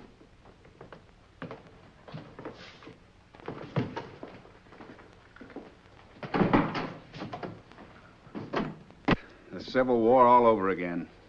Oh, maybe not, Ed. Ramser wasn't bluffing. No. But how many gunfighters can he raise? You know anything about the captain? He's a hot-headed professional Southerner. He owns a big cattle spread in North Texas. He can hire plenty of gunfighters in the camps. Well, shall I let him run me out of town? This is serious, Wyatt. We'll need to arm at least 100 men. Get the women and children to safety. Hold on, Ed. You may be overestimating the captain. Now, there must be another way to handle him. Is that the picture that caused all the trouble? General Lee, God rest him. Was he really better than President Grant? Well, if he'd have had the same number of men and equal equipment, he'd elect us. Why, Mr. Earp, you admit it. It's just my personal opinion, ma'am. I'm not a military expert. But going way down to the line to Captain Ramser, what do you know about him, Mrs. Donaher? Well, you can tell us, Mrs. Donaher. Ramser's given me until 5 o'clock to leave town. If I don't, he says he's going to run me out and burn Ellsworth. Joking you are. Nope. And it's all true. And a plague on that man. Him that was me own Len's captain and a great gentleman. He loves the South. It's more hate than love, Mr. Earp. You think he's a fanatic? Daft. Poor, wicked man. A great worshipper of General Lee. Yet he doesn't know that General was always praying that the North and South would live together like brothers, to forgive each other for what's past. I'll bet that Ramser doesn't even know the date of General Lee's birthday, or even his middle name. Let's see. Robert Edward Lee, born January 19th, 1807. Have I got it right? Go devil and come St. Patrick. You certainly have. Is there anything you don't know, Mr. Earp? Well, Lee just happens to be one of my heroes. But I don't know much about Ramser. You think he was bluffing? Was he cold sober when he threatened you? Hmm. Then he'll be after trying it, Mr. Earp. And don't take him lightly. Well, what kind of a following could he have? A few friends and a lot of money. And there's hundreds of Southern men in the cattle camps right now. Yeah. Mr. Masterson, I got a job for you. Yes, sir? I want you to take your horse and scout the camps. See if you can pick up a line on Ramser in a couple of hours. Oh, but Mr. Earp, if they catch him spying, he might get hurt. Don't worry, they won't catch me. Mr. Earp's learning me to be a marshal. Teaching me. When we get you into school, they'll pound the difference into you. Now, there are two things I want to know quick. Is Ramser coming at 5 o'clock, and with how many men? Yes, sir, I'll find out. Mr. Earp, a strong sense of justice has bedeviled us Irish from the start. Why should you, who've refused to gun so many cowhands, be put among their enemy? Well, it is kind of mixed up, isn't it? Oh, it truly is. You being the kind of man you are, Ramser can't chase you out of town. And yet if you stay, there'll be a bloody battle. And that none of your making. Well, maybe Ramser will change his mind. Would you approve of my driving out to the camps? I'd have no influence on Ramser, but I do know a lot of cowhands. Ma'am, it's good of you to offer, but no. You'll hide behind no woman's skirt. Well, I'm not wounded and down to my last cartridge yet. Too bad. It was a silly whim of mine. Think nothing of it. I'll go count my liquor bottles.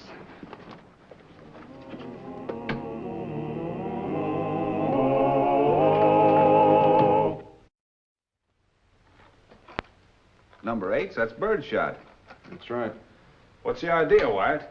We ought to use buckshot or slugs. Well, I haven't heard from Bat. Ramser was coming in for us, we'd have heard talk in the nearest camp. So? Well, either he's not coming at all, or he'll make some fanatical Johnny Reb move with just a few men. Well, you haven't been wrong yet. Of course, we could always meet Ramser with a posse, Ed. I heard about that posse ride to Bushwhacker, Ed. This time I could be right. Yes, you could. But if Ramser's coming with a small army, we haven't got enough to fight. If he's only going to come with a few men, then we can discourage him with some birdshot. I still say Ramser needs a double dose of buckshot. What do you think, Mr. Murdoch? I'm afraid I must agree with Mr. Earp. Killing Ramser might bring the whole Southern Army down on you. Thank you. Oh, just one more thing, you all Yankees. Be careful not to hit the horses. I never did meet a horse yet that cared a whinny about the Mason-Dixon line.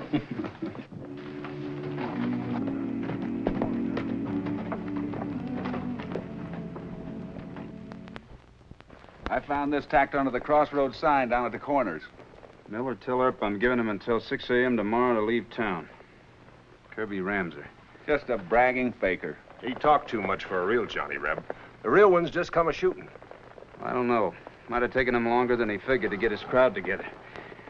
Well, Bat should have been back here by now. I don't like it. You think Ramser might come in this morning? Well, Bat can tell us that. If they haven't caught him.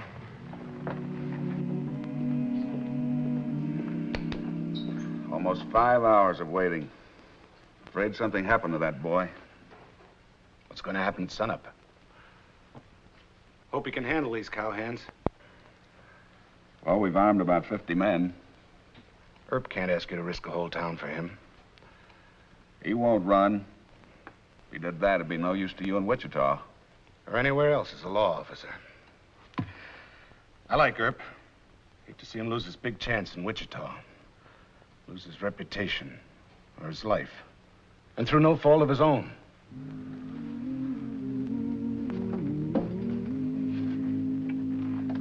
Why must you hurt so?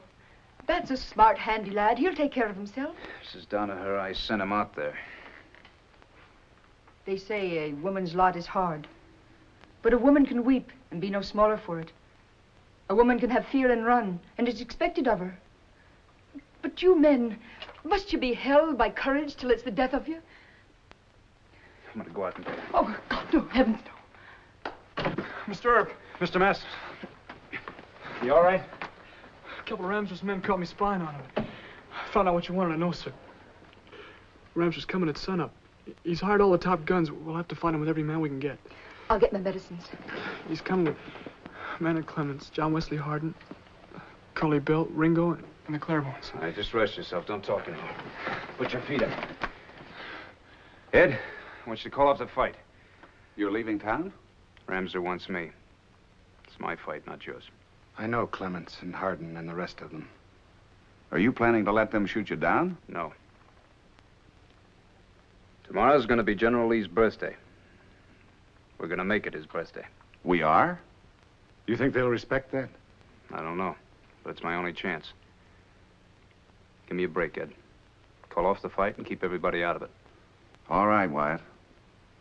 Come along, Marsh. We'll pass the word. Well, good luck to General Lee. And you. Thank you.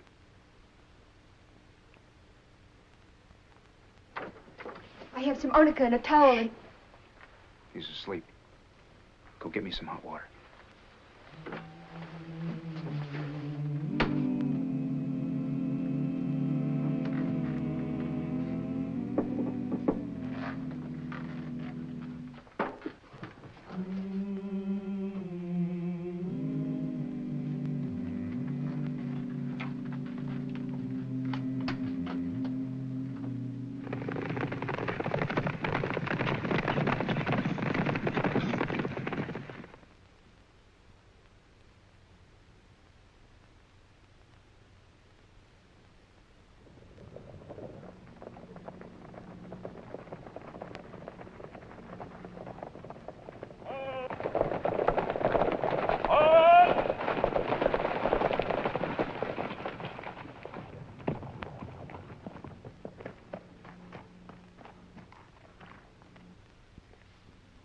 Morning, Captain.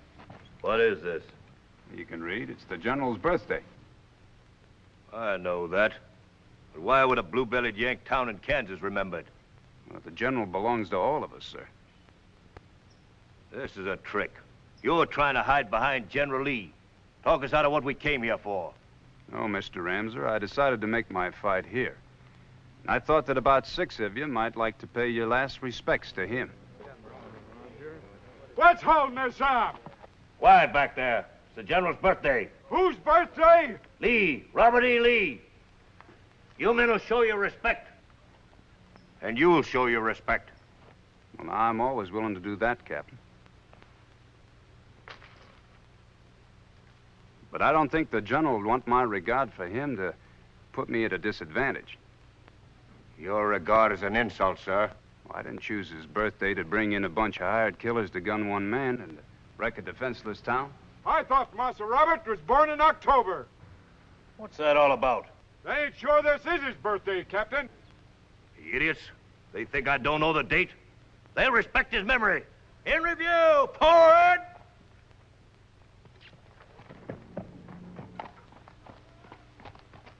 Ho!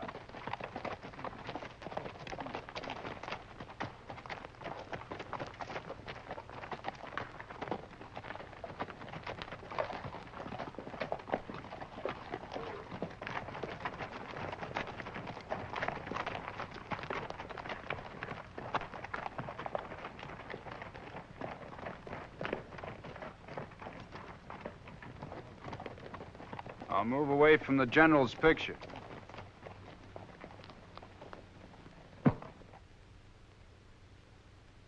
Now it's a fair fight, the way he'd want it.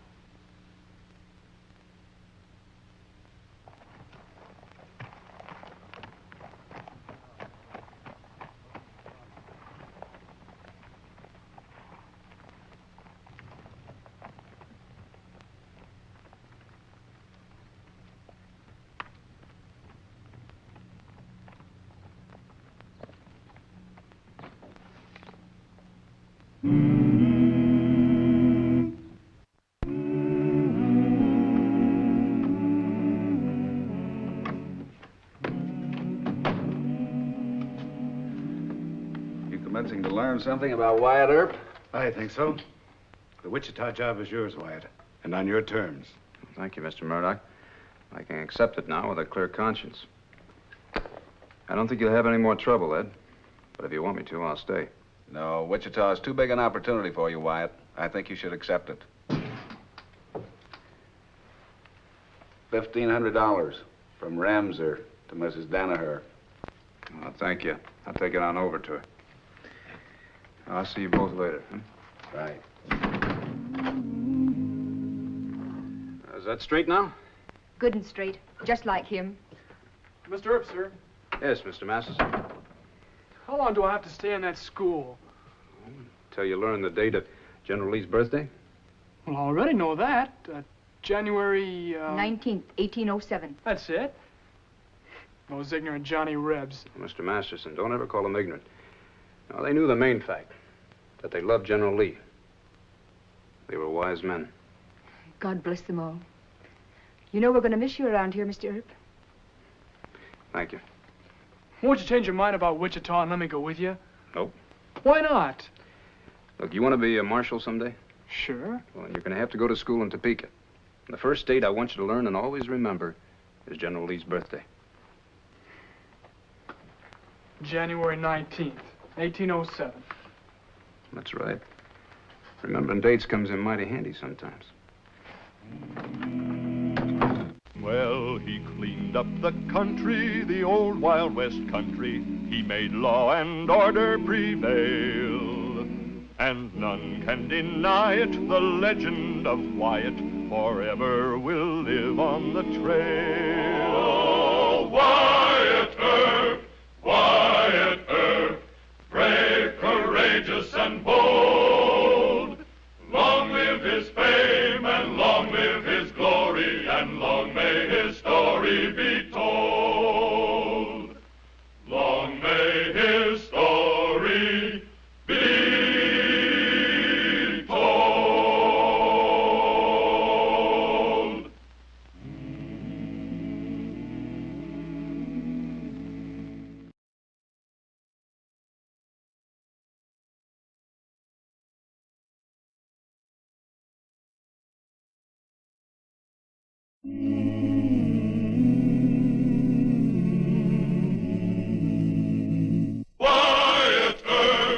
Wyatt Earp, brave, courageous, and bold. Long live his fame, and long live his glory, and long may his story be told.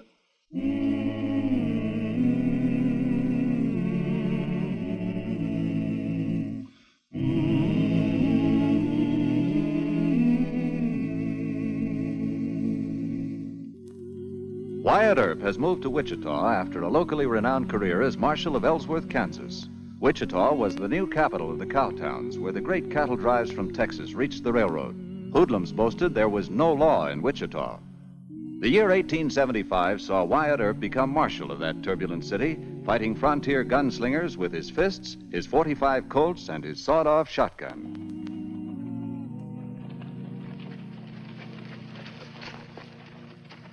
Wichita. There she stands, Wyatt. This is Douglas Avenue, our local Broadway. It sure makes Ellsworth look like a stage stop. You're in the big city, Mr. Earp. Texas House, the Wichita Eagle, fine newspaper. Mine. This is Main Street. Palace Saloon. Down there is the Oriental Saloon. Next one is Rowdy Cates' establishment. There's the Wichita House. Way down at the end on the other side of the street's the Occidental. Douglas Avenue House, Ayers Saloon. That next street down is Horse Thief Corner. Murdoch! Mr. Murdoch! The vigilantes are aiming at Hank Slick Lonigan. They say he murdered Hank Mahoney last night. Where's Judge Jewett? In Kansas City on business. There'll be a lynching if you don't stop them. They'll be stopped. Where are they? Over at the jail. Looks like we better head that way, huh? Welcome to our fair city.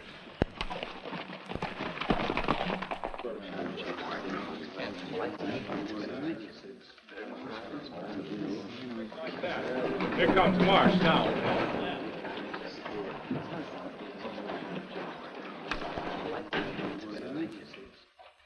Lucky you got here, Marsh.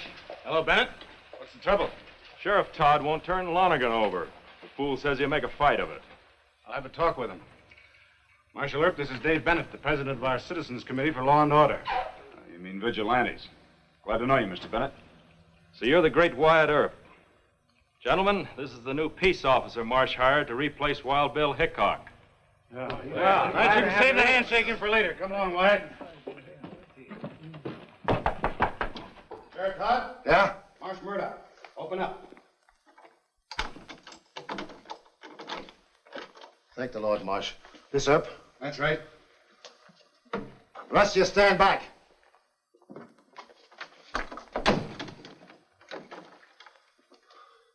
It's providential, Earp. Simply providential. I'm no hand with guns. My job is strictly collecting taxes. I hope you can take over this affair right away. I'll swear him in. That'll make it legal till the judge gets back, huh? All right, but calm down. You alone here? Yeah. What happened to the deputy marshals? They all skipped. They're afraid of the Citizens Committee. Slick Lonigan's a faro dealer at Rowdy Cates. Who's the man he murdered? Hank Mahoney. I didn't know him. I do, unless there are two Hank Mahoneys. The one I know is a killer. Hank Mahoney wasn't armed. Dave Bennett says. I'd like to talk to Lonigan. Okay? Of course. Bring him in here, will you, Sheriff?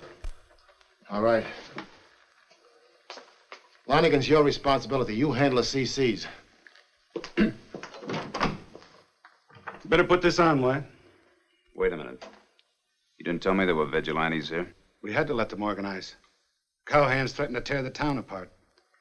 I don't work with vigilantes, Mr. Murdoch. Neither do I. And I should have told you that the CCs are a special problem. But I was afraid you'd turn down the job. Looks like I better do that now. Now, hold on, Wyatt. I don't like vigilantes. They shoot and hang a man first and then ask questions. Now, you hired me to enforce the law. Well, lynching a man isn't the law, Mr. Murdoch. I agree with you. Judge Jewett, Mayor Hope, and I want to force the vigilantes to disband. We're convinced that some of them are mixed up with the crooked gambling and rustling. That's a good bet. But we have to have proof, Wyatt. It has to stand up in court. Will you back me up if I start rousting that crowd out there? All the way. Here's Lonigan. What'll I tell the vigilantes? Tell him Marshal Earp is working on the case.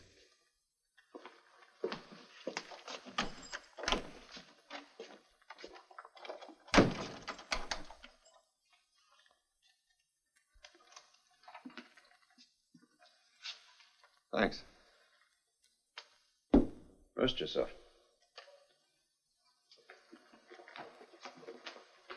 A lot of men out there that want to hang you, Mr. Lonergan. Oh, sure. I understand you killed Hank Mahoney when he wasn't wearing any guns. You the Wyatt Earp that ran it over Ben Thompson? Yes, he is. Hey, Murdoch, quit stalling and bring him out. Hold it, Bennett. Just give us a couple of minutes.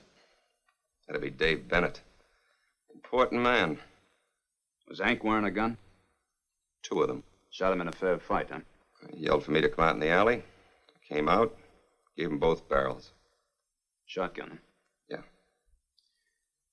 Who took care of Mahoney then? Well, Sheriff Todd says he helped carry him over to Doc Fabrique's office. Shot in the stomach. What could Doc do? Well, then you claim that somebody must have taken the guns off the body. How else could it have happened? Why was Hank gunning for you? I worked for Rowdy Kate. Maybe she can tell you. If you're going to turn me over to the vigilantes, at least give me a gun. Mr. Lonergan, what makes you think I'd turn you over to that lynch mob? Oh, they're not a mob. They're the Citizens Committee for Law and Order. They run this town, Mr. Earp. They do? No, they don't run this town. You're the Marshal of Wichita. Prisoner's in your hands. Thank you, Mr. Murdoch. Must be this lucky agate Katie gave me. All of a sudden, I draw 2 aces. We'll take Mr. Lonergan back to his cell and then have a little talk with that committee.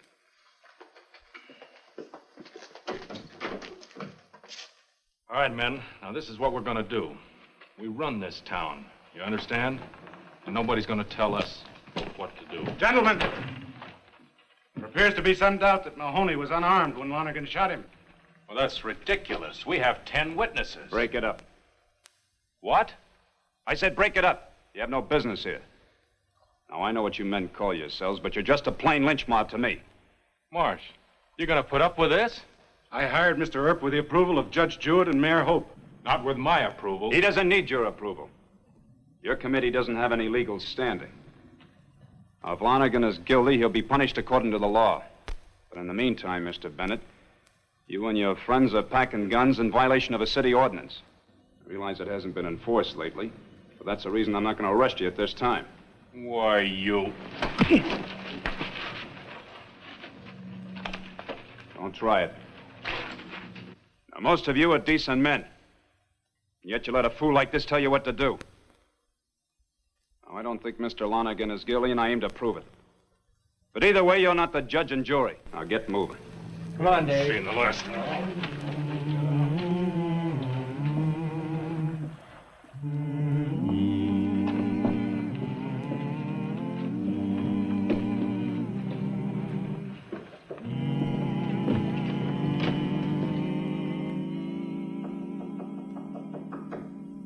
Quit that!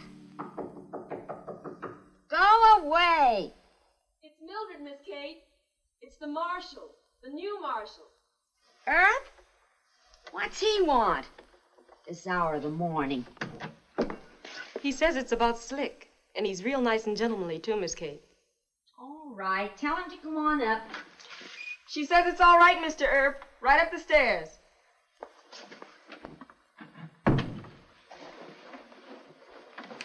What an hour to wake anybody up at 1 o'clock in the afternoon. Oh, do I look awful? You look real fine, Miss Kate. Oh, you always say those nice things, Mildred. Open the door.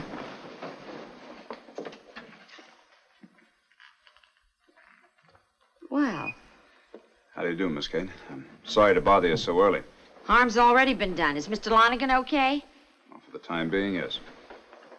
I hear you put a head on the Thompsons over at Ellsworth. Well, I put Bill in jail. Just like that, huh? Hey, Mildred, coffee on the double. Yes, ma'am. Sit down. Thank you. Mr. Earp, I want to be polite, but I can't afford to get mixed up in this. Well, Maybe you can answer a few questions, like, was Hank Mahoney packing guns last night? Yes, 2 of them. Will you testify to that? If I did that, I'd leave Wichita in a coffin. You afraid of the vigilantes, huh? Scared to death. Have a drink, Mr. Earp? Don't use it. Some... No, thanks. Any vices at all? Miss Kate, I came here to question you.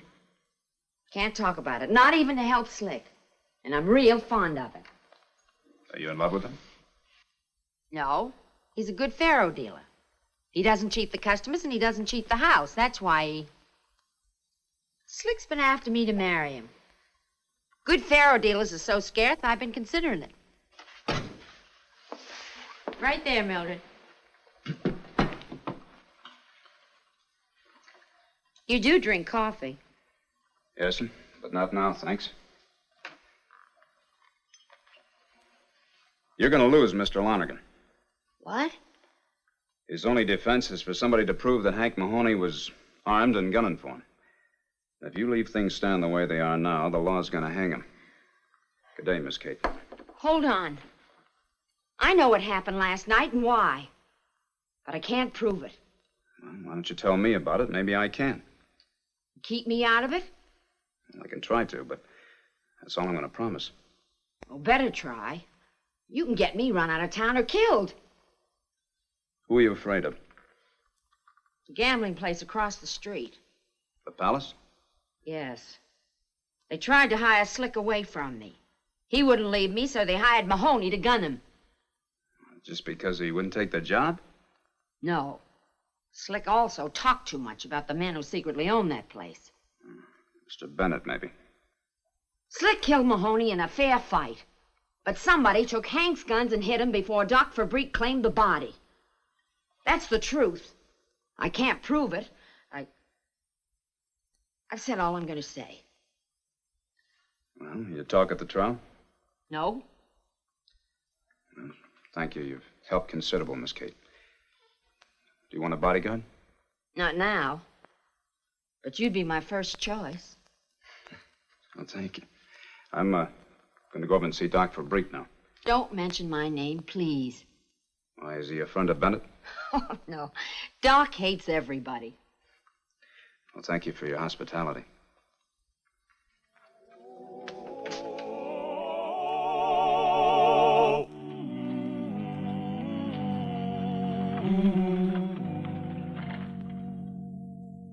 Just keep on with that stuff.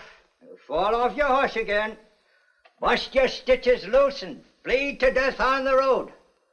I've been looking for a good cadaver to send to the St. Louis Medical School. That blather-lipped, snake-eyed, scrim-shank Mahoney fella got himself all messed up with buckshot in the abdomen. You do me a favor and bleed to death. Busy, sit down and wait. Too bad you fell on your head. You might have broken your arm. Dr. Fabrique, I'm Wyatt Earp, the new city marshal.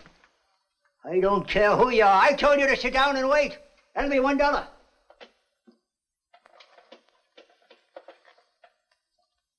35 cents. Get out of here. I want to talk to you. You better talk to me. Huh? What's that? You're the coroner around here, aren't you? Well, yes. You collect a fee for every death by violence, don't you? Young man, if you mean Where's to your insist... autopsy and coroner's inquest report on Hank Mahoney? Autopsy? You sure you haven't got some buttons loose? Now, look, you're wasting both of our time. I want the report on Hank Mahoney. It just happens to be a murder case, you know. Autopsy. Hank was killed with buckshot wounds in the abdomen. It was so obvious that only a young idiot like you would ask for an autopsy. What about the coroner's inquest? Oh, foolishness. Hank was killed at the hands of Slick Lanigan. I'll have the coroner's report on Hank ready in plenty of time for the trial. No, Doctor. I'll be back in 10 minutes. Get out of my office! 10 minutes. Autopsy. Next patient!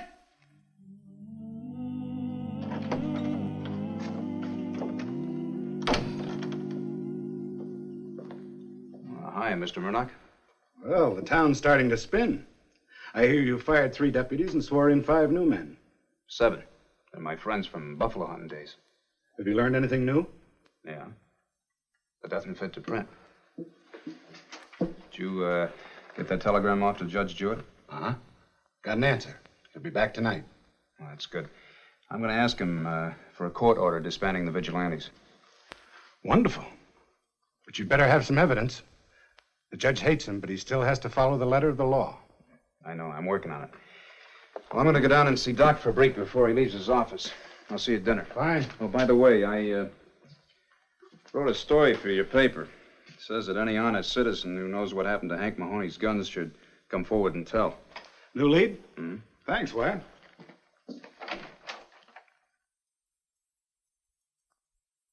Now listen to what I'm going to read you, Doctor. It is specifically provided by the terms of this ordinance that the city marshal must certify to all fees collected by the coroner. Let me see that. Here. The scoundrels. Those red-eyed pipsqueak politicians. If I'd known that, I wouldn't have taken the job. It's too bad, Doc. The records show that since Mr. Hickok quit and I took over the job, the city owes you $137 in back fees. Do you want me to certify? I earned it? Sure, and you'll get it. When? When will I get it? Just as soon as you perform an autopsy on Hank Mahoney. You're worse than Wild Bill Hickok.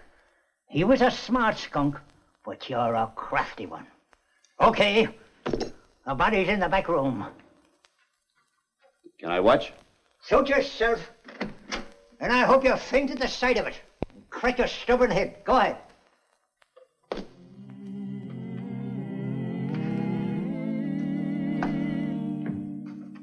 So you don't like your job as sheriff, huh? You know what I mean. I don't like lynchings. I told you this morning when I wouldn't let you take Lonigan. Shut up! You're in this just as deep as any of us.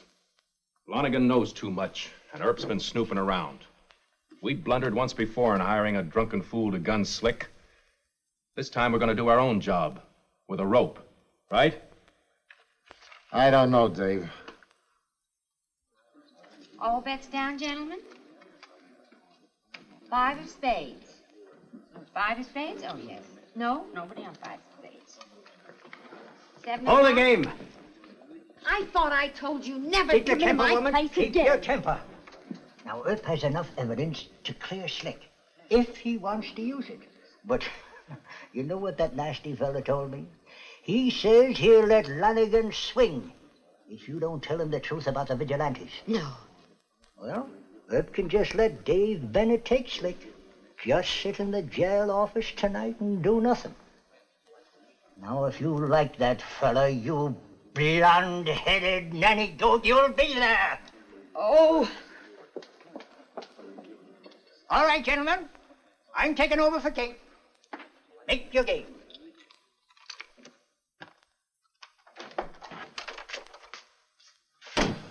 Marshal Earp, the Citizens Committee's forming up the lumberyard. They'll be here in about 10 minutes. Okay. All the deputies report? Yes, sir. Good. Be sure and tell them to load their shotguns with slugs. We'll make our play out in front. Yes, sir.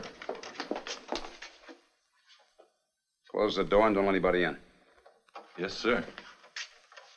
Did you send Doc Fabrique? Mm-hmm. Well, it won't work. I don't care that much about Slick. You're in love with him. You're not going to get me in court. You know, I think you know all about Bennett and Sheriff Todd, don't you? Yes. But if you expect me to go to court and I just can't live. Doc Fabrique says you will. Why, that old fool. Says you're in love with Slick, and he also says that Bennett owns the Palace Saloon. That Sheriff Todd made a deal with you and some others to collect only half your taxes. Is that the truth? Well, yes. Well, Bennett and Todd are leaders of the vigilantes. You think it's right for these men to parade around town with guns and lynching ropes? No. Don't think you're going to be safe just by not talking. Bennett will turn on you someday and run you right out of town, just like he's trying to run me out. And why should I be the one to squeal in court? Because you're honest. Because you're in love with Slick. Because you hate violence and despise hypocrites. I'm not that good, Mr. Earp. Or that brave. I'll see you in court in the morning. Don't count on it. You better use this door. No sense of you getting hurt. Oh, and you better go straight back to your place.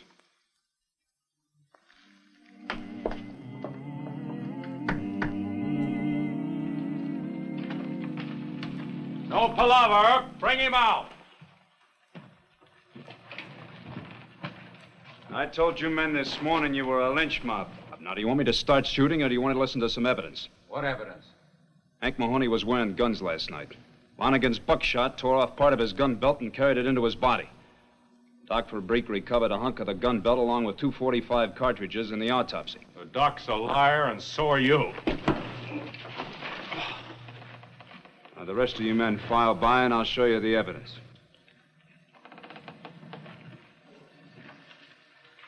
You're right, Marshal Earp. I'm sorry I listened to Dave. Mr. McCready?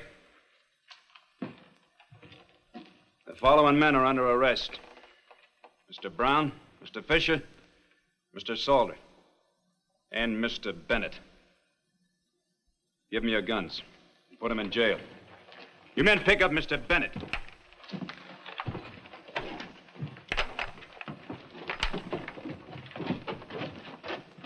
Now, the rest of you men go on home where you belong.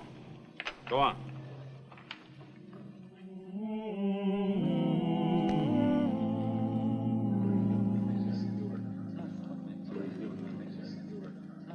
He stalled on reading your petition about as long as he can.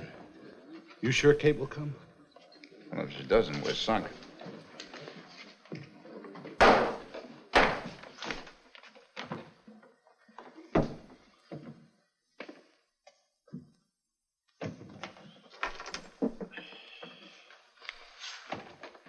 Marshal Earp,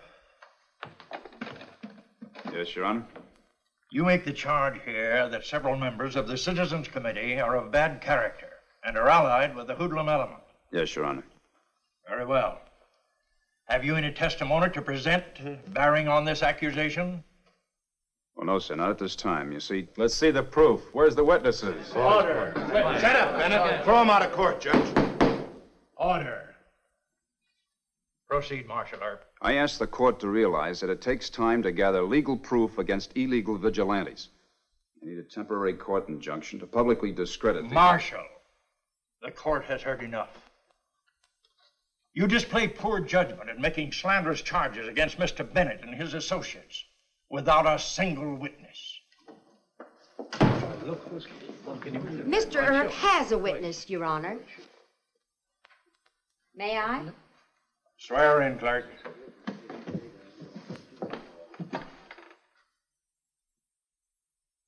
Thank you, Miss Kate. It's a pleasure, Judge. The court apologizes to Marshal Earp for having doubted his word and wishes to express its gratitude to Miss Kate for having the courage to come here and testify. It is the order of the court that the Citizens Committee here and now disband.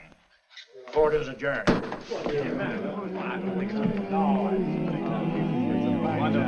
I was so nervous I didn't think I'd come here in time. Is this official or personal, Mr. Earp? I'm your bodyguard. Bennett wouldn't dare do anything now. Oh. Thanks. I'm quite the little heroine now. Even the good folks gave... Look out!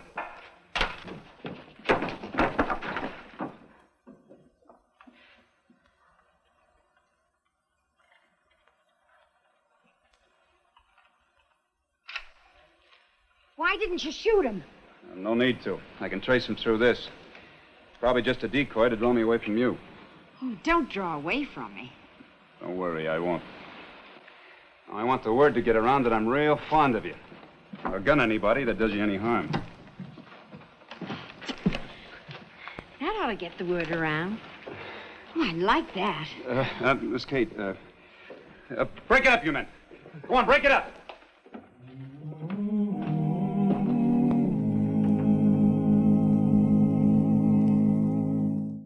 Well, he cleaned up the country, the old Wild West country. He made law and order prevail.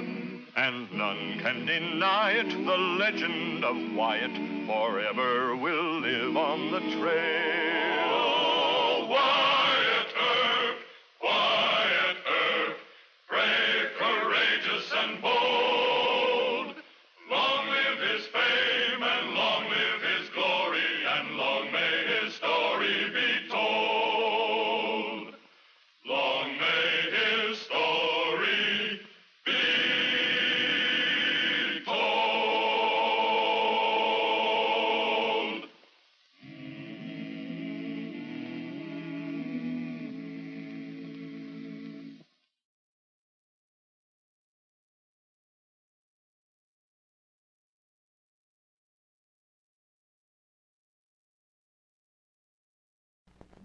Well, he cleaned up the country, the old Wild West country. He made law and order prevail.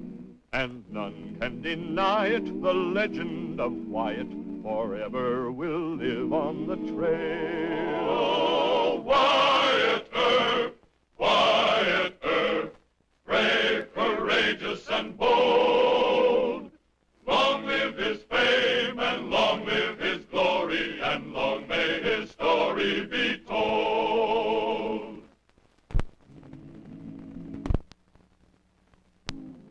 Hold up your hands. Now put them down. Ah. Yes, I think I have the perfect fit, Mr. Earp. Well, there's a slight wrinkle below the collar. Otherwise, very good. Oh, the wrinkle is there because Mr. Earp keeps hunching his shoulders. Stand normal, straight, Wyatt. It just won't do. You don't like it? Well, I can't get it in my guns. Oh, that's because you have it buttoned. Please, let me show you. There. Now, when gentlemen who wear my coats wish to reach for a gun, they brush the skirts back with a quick motion. So, you won't be bothered. You see, Mr. Earp, I have made you my special model. Quick draw Prince Albert frock coat. Well, I guess I won't be the first man bothered by a skirt. Tommy, I'll pay for the coat, but I can't wear it. Oh, now hold your fire a second, Wyatt. I see the trouble. Where's the doeskin patch where the skirt covers his gun grips? Oh, I always sew the patch in after the final fitting. Now, you see, the doeskin is very slick. Of course, it will be black. It slides over the gun grips inside. Oh, I've never had a complaint about a quick draw special. Well, baste in the patches and show him.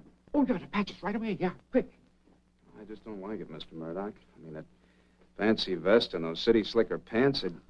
Now that you've gotten rid of the vigilantes, you've got a reputation. Dress up to it, man. Now let Tommy have the coat, huh? I'm not going to have the Marshal of Wichita dressed like a busted cowhand. All right. The cowhands are going to think I've gone fancy, and that quick draw coat's just liable to get myself killed. Well, I don't know. That's fine. Now you look like the Marshal of Wichita.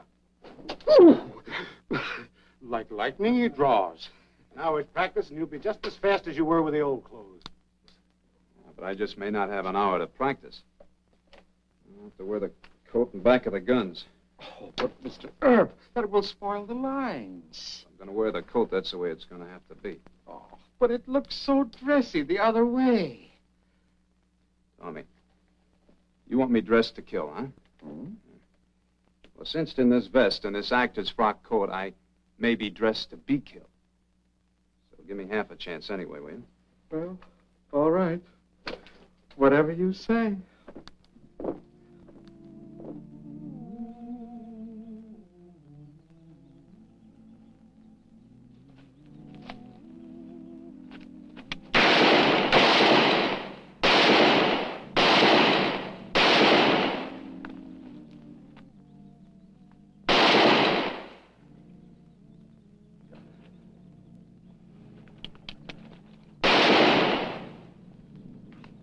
That'll take care of you, Earp.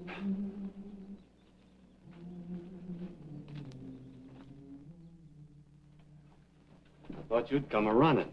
Buff Yancey, is that his name? That's right. Never heard of him, Pete. Did you? No, but boys in his line of work use a lot of names. Where is he? He's in his room. I told him to stay there until you could talk to him. Let's go see him.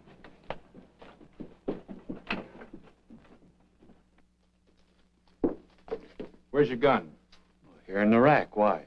I have to know if he's really fast and can shoot as good as you say. You'd better get it. Howdy, Graham. Hello, Mr. Bennett. We're making a little visit on one of your guests. No trouble, he's a friend. Yes, sir. I don't want Earp to find out about this. Understand? Yes, sir. He gave us vigilantes a bad time in court, and we mustn't forget it.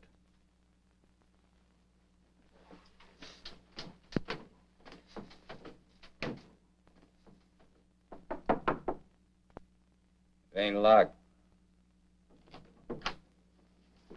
Yancey, this is Mr. Bennett. All right. Pete tells me you're quite a gunfighter. I do all right. You put a head on Wyatt Earp a couple of times? Beat him on every draw, if that's what you mean. Why didn't you kill him? No reason to. Isn't he something, Dave? Even had the drop on Earp and he never killed him. Just slapped him in the face and took his gun away. Doesn't make sense. Nobody was paying him to, he says. Why all the chatter? You fellas asked me here to talk about that pea shooting marshal of yours. You talked like Wyatt was fast with a gun. If you made Earp pull in his horns, why wasn't there talk about it? Wyatt didn't tell. Why did you wait so long to tell? Nothing to brag about. Any more stupid questions? Keep your hands away from that. I wasn't doing nothing, Mr. Yancey. I was just telling Dave. Take it easy, son. You look pretty fast. Earp's pretty fast. But you do it quicker, don't you? You're boring me. And $500, would that bore you? Yeah. 750 bore you? Yeah. 1,000 mightn't. When I pay that kind of money, I want to be sure. Earp buffaloed me once. I want to be sure I'm hiring a man who can revenge me. I like to see what I'm buying, Mr. Yancey. Yeah, Dave ain't hiring nobody to commit suicide. All right. You stand over there. Go on. Mr. Bennett, you get a word. One gun apiece. Is that a stopwatch? For $1,000, I want Earp taken care of real good. I'm not sending you against him if you're an easy mark. You say that real nice. All set, Dave. All right.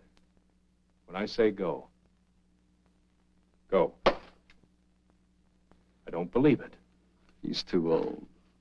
What was his time, Dave? It's a deal, Yancey. 1,000 cash on the bed. Oh, no.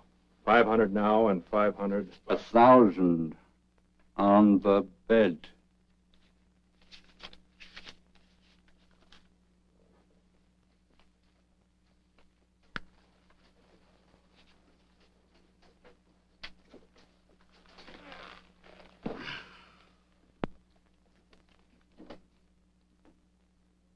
Are you sure you don't want to count it?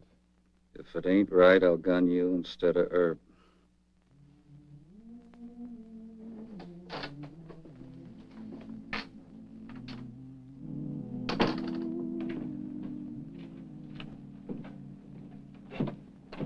Marshal Earp? Is that you, Marshal? I hardly recognized you all dressed up. Say, Dave Bennett's telling it around. There's a fella here in town who says he put a head on you. Oh?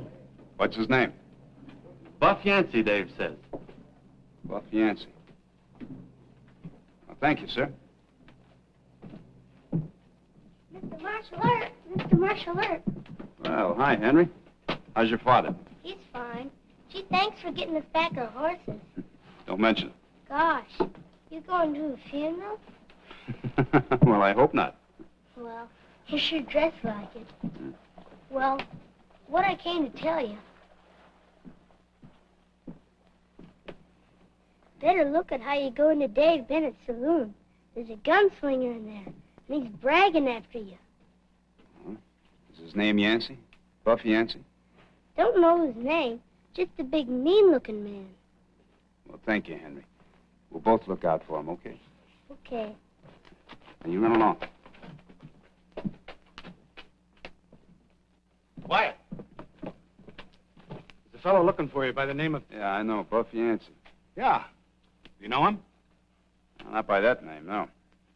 Did anybody ever put a head on you in gunplay? Not that I recall. I didn't think so. Yancey checked into the Wichita Hotel. You know where he's from? Registered from Abilene. Clerk says he palled it up in a bar with Pete Gamble. Had a talk in his room with Pete and Dave Bennett. Dave Bennett and the vigilantes never give up, do they? Well, you better wait here, Mr. Murdoch. Oh, no.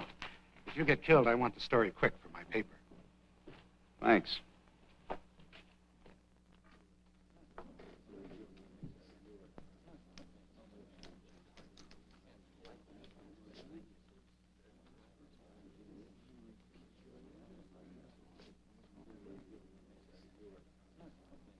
I'm looking for a Mr. Buff Yancey. Right here.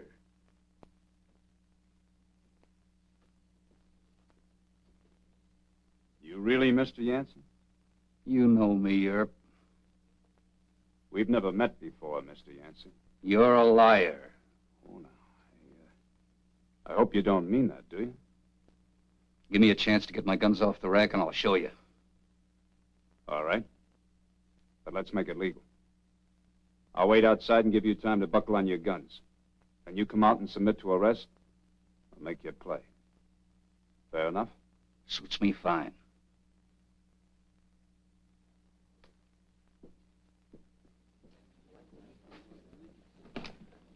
He's wearing a tailcoat. First time I ever saw him with one. It's bound to slow him up. Fast or slow, I'll handle him. Don't bet on that. Take him fast. What are you so scared about?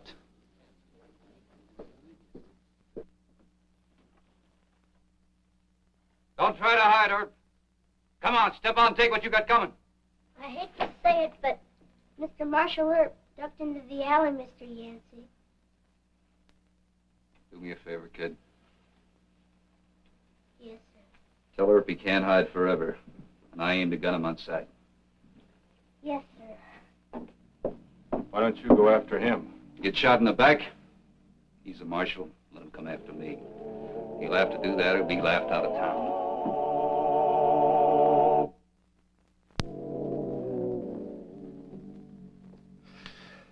I still think you should have gunned him. Sure, that's what Dave Bennett figured. What Dave figures, I try not to do. You know, this Yancey just doesn't make sense. He ran a bluff on you in front of a lot of people. Sure, but why? You can't afford to let that stick, Wyatt. Stay marshal. I'm afraid I'm going to have to let it stick for a while, Mr. Murdoch. Why? They'll think you're afraid of Yancey. Come on, use your head. Use my head? It's as simple as ABC. How can you control the hoodlums if you let Yancey get away with his bluff? You just can't wear that badge and duck this issue. Every drunken cowhand in Wichita will start gunning for you, don't you see? Mr. Murdoch, you sure don't know much about gunslingers. Oh, sure. Yancey doesn't make sense. I suppose you do? Well, maybe not. Not yet. But I sent my deputy, Davis, down to see if he could recognize Yancey. I sure couldn't. What'll that get you? Well, a real gunslinger wouldn't let me get more than 3 steps into that saloon. Yancey checked his guns. And he gave me a chance to invite him outside. He also gave me a chance to duck out of the fight. And top guns just don't operate that way, Mr. Murdoch. You think Bennett only hired him to run a bluff? No. Bennett wants me killed for breaking up his vigilantes, and he also knows that I know he's a crook. But Yancey is a liar and a fake. That it? Well, he's a liar because I never saw him before. I'm going to have to find out whether he's a fake. How'd you like to be a mighty big help, Mr. Murdoch, by trying to get a line on Yancey? Anything, Wyatt. But you've got to work fast. Marshal Earp! Marshal Earp! He says you can't hide forever. He says he'll gun you on sight. Thanks, Henry. Now, you push along. I don't want you getting yourself hurt. Gosh, you sure ain't scared of him, are you? Sure, I'm scared. I'm awful scared. Now, you go tell him I said that. Well, I'll tell him.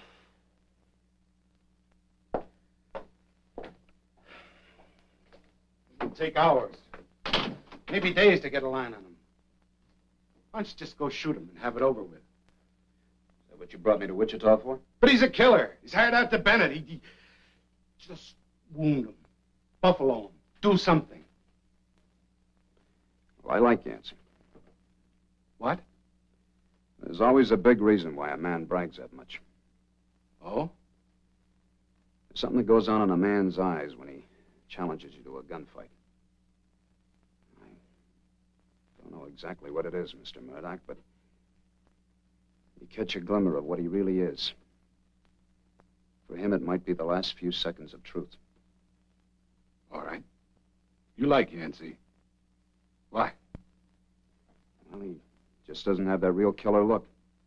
Oh, he acted tough and talked tough, but his eyes told me he was driving himself to the job. If it ever came to a real showdown, I just couldn't wound him. He'd want to go all the way. I'd have to kill him. That isn't a good marshal's job. All right, Wyatt. I'll get right to work on it. Thanks. I'm going to go down and check out the rest of my deputies. Maybe one of them has heard of Yancey.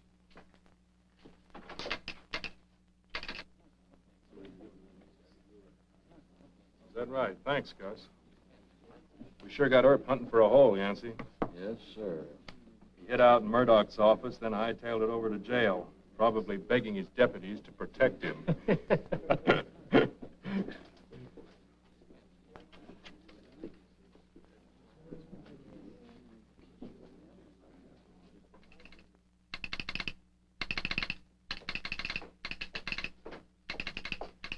Big favor to ask, Mr. Murdoch, for Mr. Earp. Thought I'd better not send us through the wire down at the station. Would you send a telegram for us? Sure. What are you doing? Going outside of Wichita for information? This time we are, sir. Put this on the wire, will you?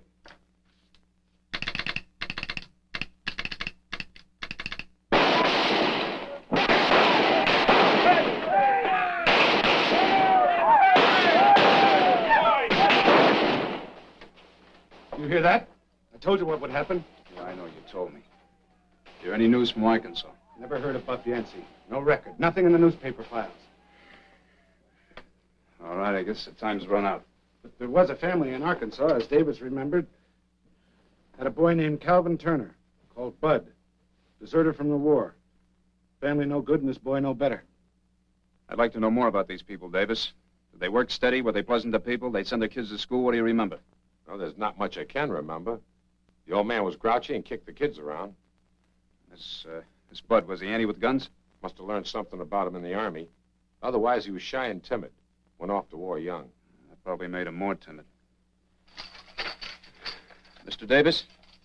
You know where Mr. Yancey's guns are? In his room. He don't trust public racks. Can you get a pass key to that room? Yes, sir.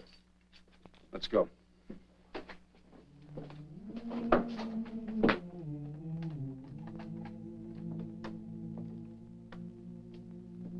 What's the hole?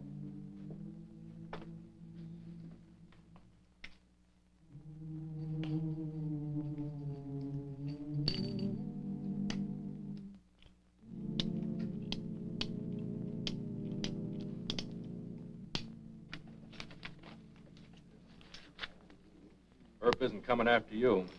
Never expected him to. Well, I think it's about time you went after him. Sure. Might as well get it over with. I'll kick in that jail door. Good evening, Mr. Yancey. You do have a little nerve. Where are your guns? In my room. Good. We'll settle it there. Alone.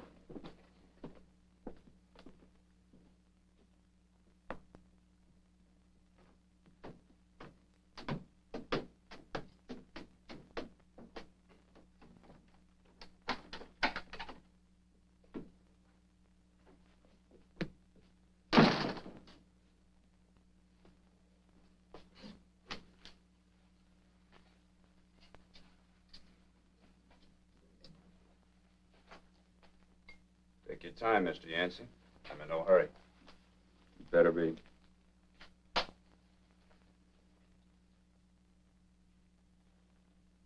You better check your guns, Mr. Yancey.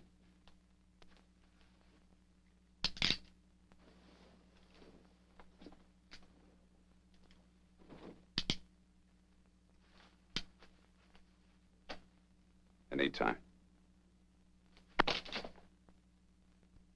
You're a brave man, Mr. Turner. Don't be foolhardy. I'm going all the way.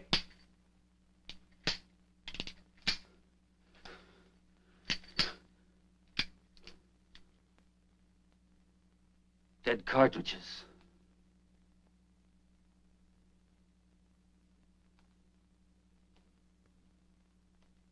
Give me what's coming to me. Your real name, Bud Turner? Helena, Arkansas?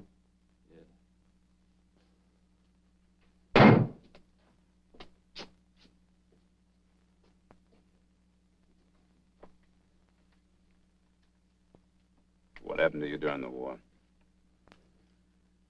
I was afraid. I ran away. Well, everybody's afraid at one time or another, Bud. It's only common sense to be afraid.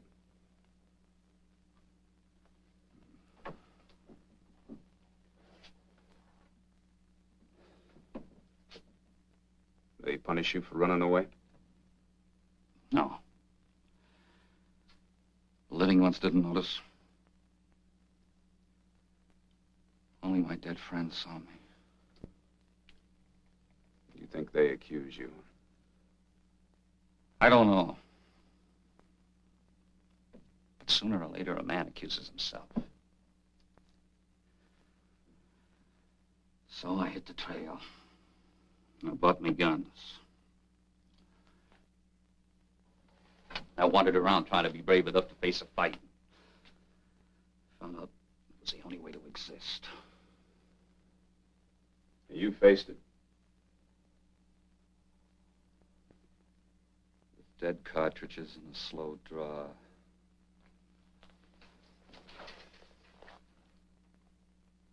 I came to Wichita because I heard you were the best. That was brave, Mr. Turner. I did draw against the drop. And that was stupid. Sure was.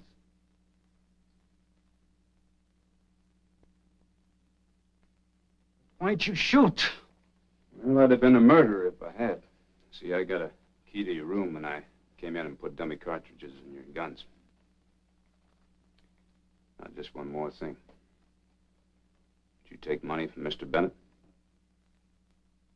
Yeah. $1,000. Stuffed it under the rug.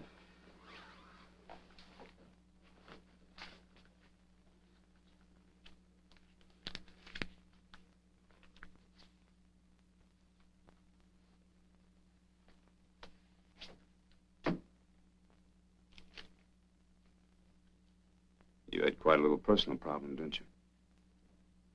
All right. You proved to yourself you have a lot of courage, haven't you? I tried to. You know, I had a cousin once. Devil of a fear lived inside of him for years, until one day he had to face it.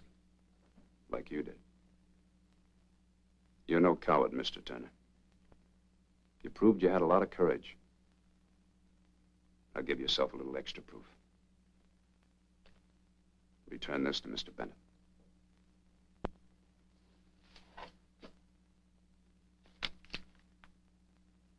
Yes, sir.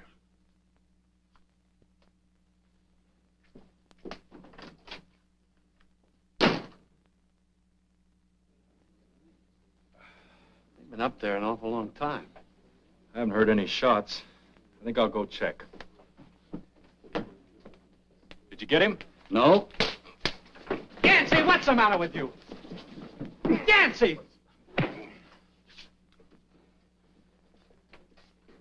Don't anybody mess with White Earp. He was faster than me. And he'll handle any 10 of you. All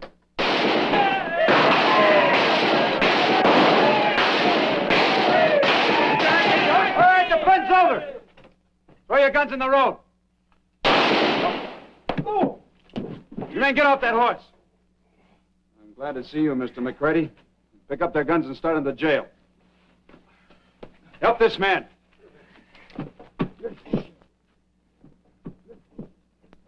Where you heading, Mr. Turner? Arkansas, I reckon. Well, Helena's a good town. I hope you settle there. Yes, sir, Mr. Earp. I can handle things from now on.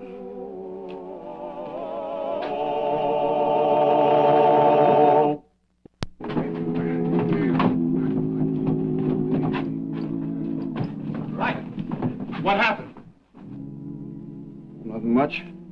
You know, that tailor did an awful nice job on this coat. Yeah, but that killer, Yancey. Well, like I told you, there's always a big reason why a man brags that much. Right nice fellow once I got to know him. He took off for Arkansas.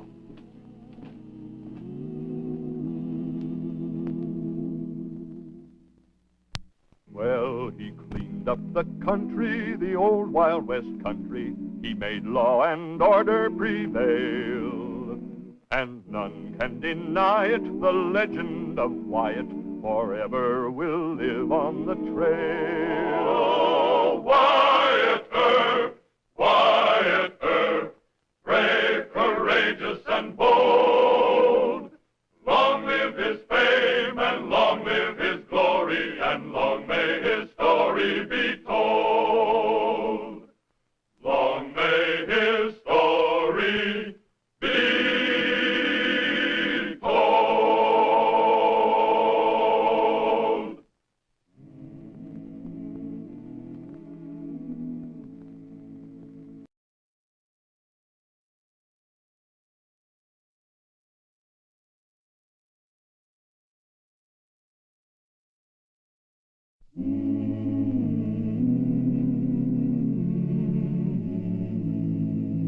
Wyatt Earp, Wyatt Earp, brave, courageous, and bold. Long live his fame, and long live his glory, and long may his story be told.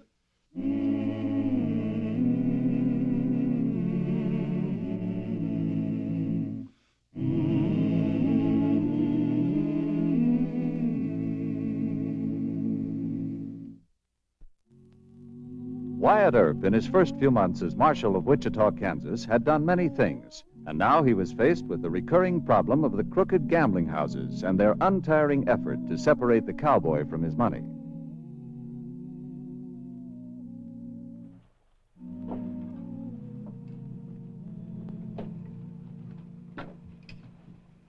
Reloading cartridges?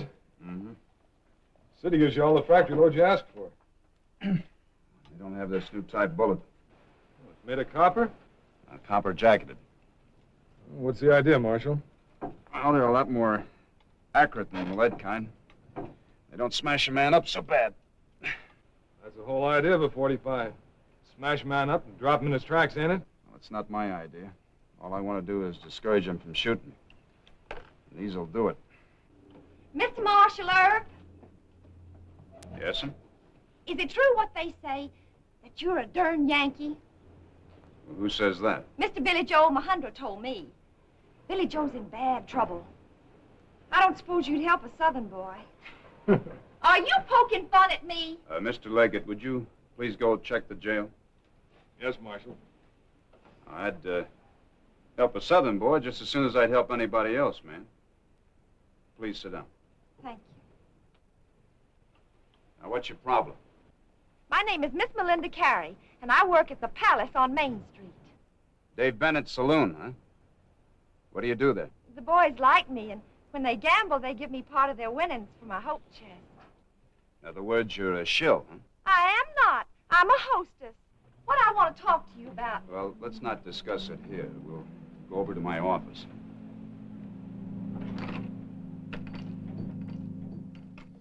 Well, let me get this straight.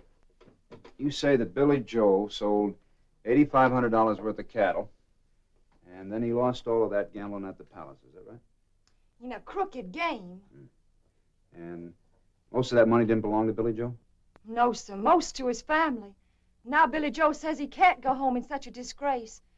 He says he's going to shoot Mr. Dave Bennett for cheating him and then shoot himself. And you wouldn't want that, would you? I don't care if he does shoot Mr. Dave Bennett, but us folks take suicide very serious. It's dishonorable. And I am fond of Billy Joe, Mr. Earp. Well, wasn't it you that shilled Billy Joe into that crooked game? No, sir. I warned him against it. I don't shield Southern boys. Just darn Yankees, huh? Well, Well, I guess I better talk to him. I'm acquainted with it, Mr. Bennett. And if he's running a crooked gambling place, I guess I should know about it. Now, where can I find Billy Joe? he's got a room at the Texas Hotel.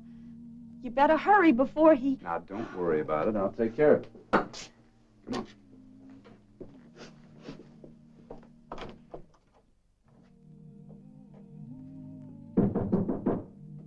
Who is it?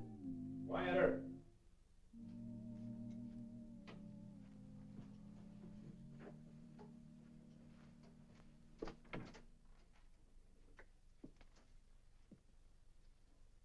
You Mr. Billy Joe Omahandra? Yes, sir.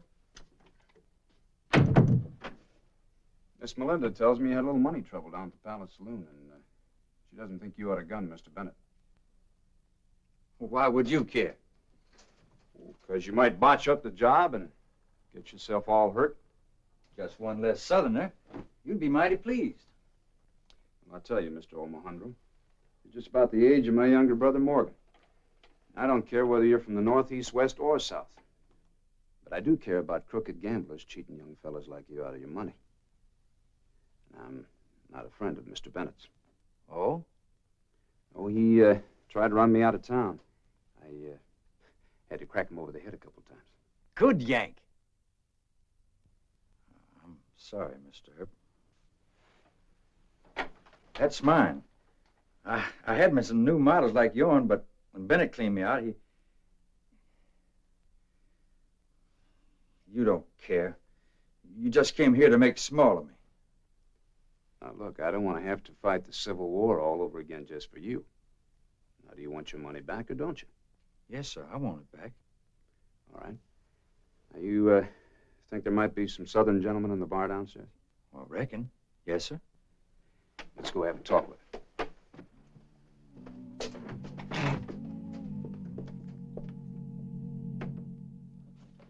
Thank you, Joe. Well, here's our share, Mr. Earp. $960. Well, thank you, gentlemen, for the loan. I'll just mark this money, and then Mr. Omahandra and I will push along over to the Palace Saloon and prove that Mr. Bennett was cheating. Just one thing worries me, Earp. I can guess what it is. I'm a Yankee, huh? Will any of you remember who threatened to resign from the United States Army when the carpetbaggers wanted to try Lee and Davis for treason? Well, Grant and Sherman. That's right. So, let's have peace, you all. All right, let's play some cards and hope for the best. 10 on the odd, 5 on 13, and 5 on the red. All bets down. Let her go.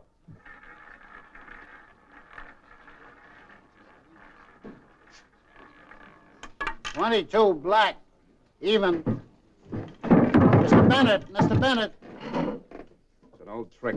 This brake stops the wheel. It's hooked up to a push button on the floor. What's the trouble, Earp? You. You want to explain this here or in your office? Explain? Are you suggesting I'm not that I suggesting. I'm telling. Leave it alone. Put it on the table. I want your cash box. Give it to him.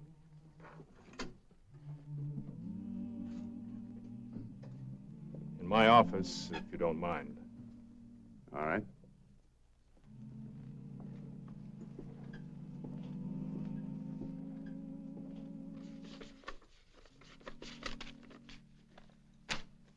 $960, all marked money. All right, Mr. Bennett, I want $8,500 more. You and the kid frame me. Now get the money.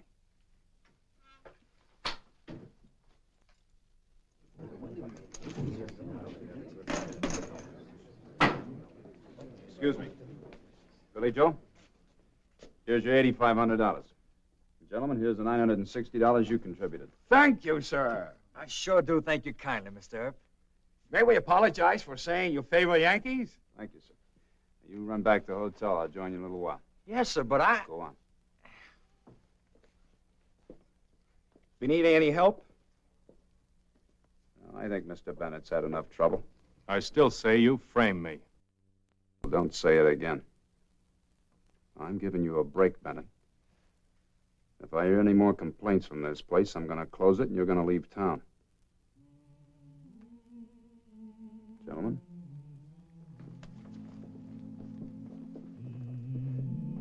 Who tipped Earp off? One of the shill girls?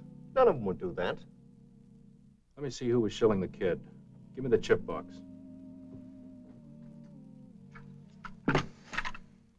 What was the name of the southern girl? Melinda. The yellow chips belonged to Melinda, and Billy Joe was playing with yellow chips. I'll check on Melinda.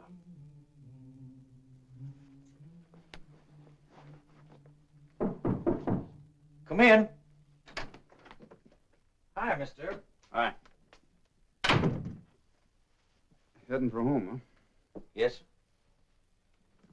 But well, what if Bennett finds out Miss Melinda talked to you? Well, he won't if you just leave town and don't see her again. Yes, sir, I know. But it wouldn't be gentlemanly. Sit down, Mr. Omohundro. Won't you do me a favor? To begin with, are you in love with Miss Melinda? No, sir. Well, that is, I haven't declared any serious intentions. I'd have to ask my folks. Do you think your family's going to like the idea of you marrying a girl that works in the saloon and the gambling hall? No, sir. Don't reckon they would. But I've got to do the right thing, Mr. Earp. I can't hardly just ride out of town if Miss Melinda's in trouble on account of me, now can I? For her sake, it might be the smartest move to make. But what will she think of me? My leaving town without even saying bye. Well, why don't you just write her a little note and leave it in the office downstairs, and I'll see that she gets it. Well, if you think that's the best way to keep her out of trouble. I do. Hope you have a good ride. And by the way, if you're going to be packing a gun, you better get yourself a new model coat. The thing's liable to blow up in your hand.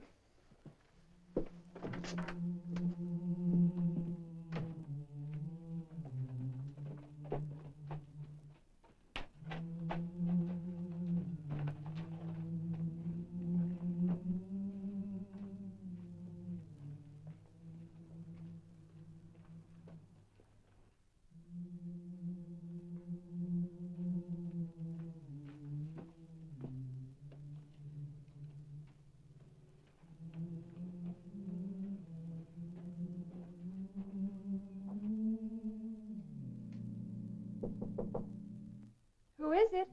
Billy Joe, ma'am.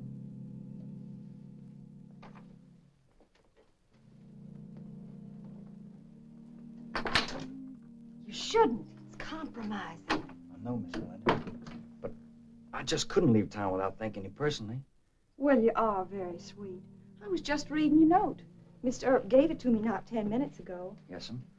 I broke a promise. Sure hope you won't tell Mr. Earp I came here. Of course not. He doesn't understand us folks from the South.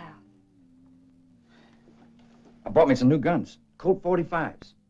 If you feel you're in any danger, I'll... Danger? You talk like Mr. Earp. Under no circumstances should you admit to Dave Bennett that you tipped me off. Oh, dear. You men, guns and danger and solemn faces. How come you're so brave? Fiddlesticks. Mr. Dave Bennett is a Yankee crook and a coward. Would any Southern man let Mr. Earp pull his roulette table to pieces and call him a cheat in public?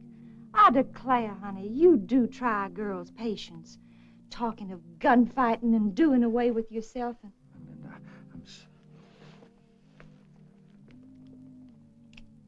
Look what you've done. Miss Melinda, will you do me the honor of becoming my wife? No matter what your mama thinks about it? No matter what anybody thinks. Well, you are awful sweet, Billy Joe. Still and all, I'm not rushing into an important thing like this. Yes, you are. I'm riding straight home and tell the family. Please, Billy Joe. I'll be waiting. 5 days it'll take. That's all. 5 days.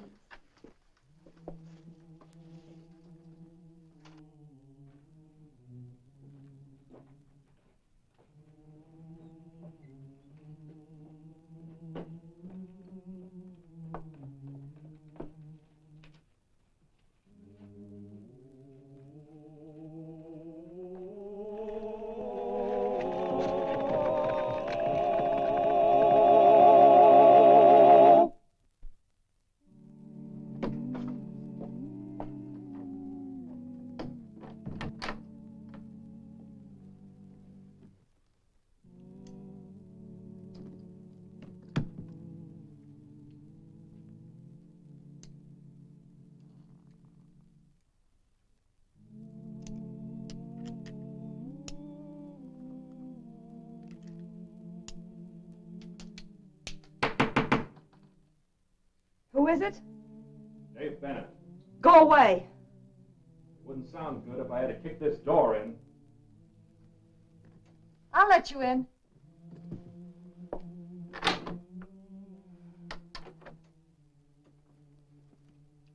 Now say what you have to say and get out. You're fired. All right.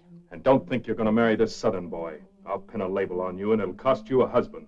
If you dare to tell him. You can pack your clothes and move on to Dodge. You're through in Wichita.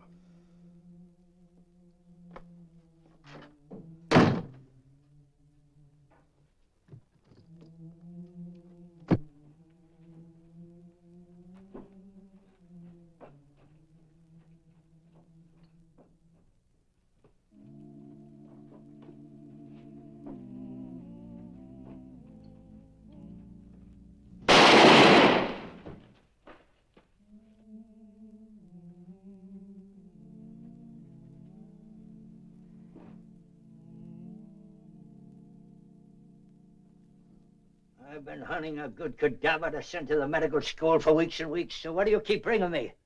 Cases like this? Not serious, huh? Not a chance he'll make a die of it. Wyatt. The old quack will let me plead to death if you don't watch him. Oh! Quack am I? Hey, take it easy, Doc. Tin-horn, cold-decking gambler like him, and he's talking about quacks. Hey. I think he fainted. Good. Keep his mouth shut. Helps relax the deltoid muscles. Hey, the dang bullet went all the way through and lodged against the left clavicle. You'll have to turn him over on his back.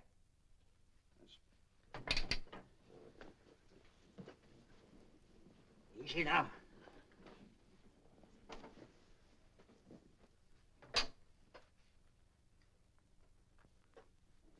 No.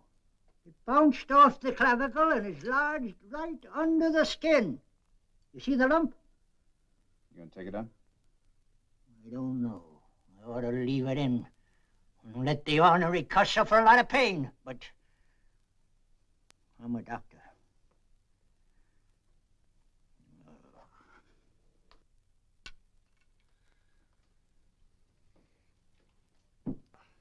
I never saw one like this. Copper jacketed, ain't it? Copper jacket. Let me see that. Gold colored.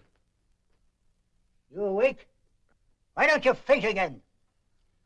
Wyatt's got a belt full of bullets just like that. Go on, explain it, Earp. Sure, Bennett, I gunned you. In the back? Oh, you're kidding.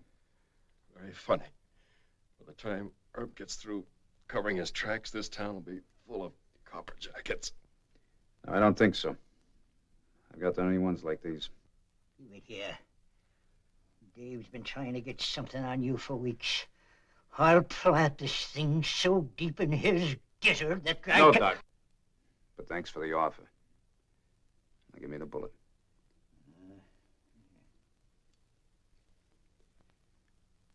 You gonna accuse me of gunning you? Just as soon as I can get to the courtroom.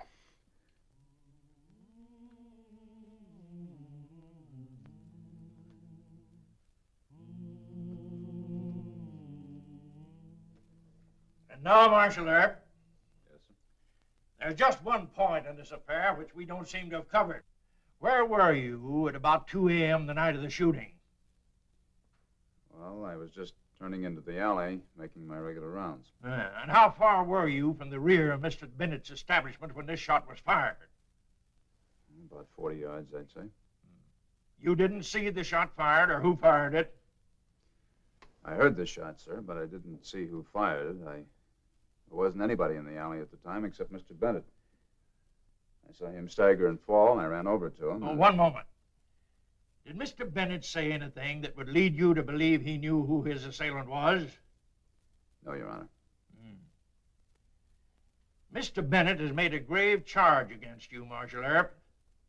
The evidence is entirely circumstantial, but the court has no choice but to relieve you of your duties pending a full inquiry. Court is adjourned.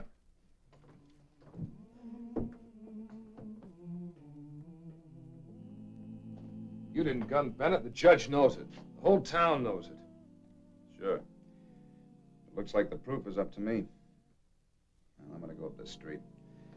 Put that on. You're acting marshal. I'll leave it on your desk. Wyatt. It was those Johnny Rebs, wasn't it? Just one of them. Do you know his name?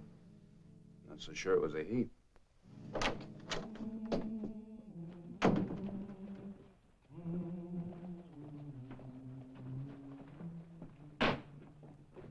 Why, it's Mr. Earp. Leaving town? No.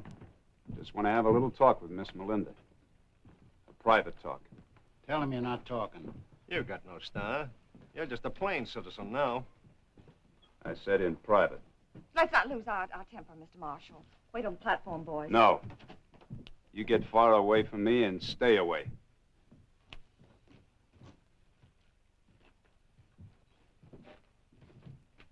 Where you heading, Miss Melinda? Dodge City. Mr. Bennett ordered you out of town, huh? You really are mixed up. I decided it wouldn't be healthy here. Nick and Pat came along to guard me in case Mr. Bennett acted difficult about my leaving. Any more personal questions? Just two. Was it you that gunned Mr. Bennett or Billy Joe? Oh, what impertinence! I declare. Because if it was Billy Joe, I've got to go after him. It's going to be a long ride, and I'm not going to be in a good humor when I get there. You don't scare me. All right. I know what the truth is now. But you can't prove it. Melinda, honey. Mr. Earp. I thought you left town hours ago. Yes, sir. But I heard on the trail that you were in trouble because of Mr. Bennett. Tell him the truth. Mr. Omohandro, I think she's the one that gunned Mr. Bennett. That's ridiculous. I did it. I'm the one you want. I don't want either one of you. Mr. Earp, why are you sore, sir? I can clear your good name. I'll confess and they'll put you back in office. You go tell the judge that. Yes, sir. Thank you, sir. I will. Did you really shoot Mr. Dave Bennett, Billy Joe? Well, I'm right proud of you. Why on earth would the marshal think it was me? Mr. Earp is a Yankee with no respect for a woman's honor. Don't confess it, Billy Joe. He's not worth it. Get on your horse and ride away. No, honey. Us folks pays our debts of money or gratitude. You are awful sweet, Billy Joe. Judge, Your Honor, Squire, Sire, I was so plumb provoked at that fella, Judge. Well, I reckon I just lost my head. One point, though. I did ask Mr. Bennett to turn around and shoot it out fair and square, but he kept on running and I shot him. I see. Mr. Leggett, did you send for Marshal Earp? Yes, Your Honor. About 15 minutes ago. He should be here any second. Mr. Omohandro. Yes, sir? How old are you? 21 years, 3 months, and 8 days, sir. Assault with a deadly weapon and intent to kill. Of course, you did own up to it, and, Oh, Marshal Earp. This young man has made a full confession. That clears you, and the court here and now removes you from suspension. There's your badge, Marshal. Well, I'm sorry, Judge, but I don't think Billy Joe did it. How's that? No, sir. I think he's lying to protect a girl. Mr. Earp, I must ask you to be a gentleman and Can't come in here, I can, too, come in here. I'm not scared of Yankee judges and marshals. You take your hands off me. Leave her go, Sam. I thank you kindly, Mr. Marshal Earp. Melinda, what on earth Hush up, Billy Joe. You the judge? Yes. I did it. This is the weapon I used, and I'm not letting this sweet boy suffer for something I did. It's still got the empty shell and 2 of Mr. Earp's gold-colored bullets. I stole them from this desk yesterday because I didn't have any. A lady can't properly buy cartridges. Melinda, please. Order. Don't. These belong to you?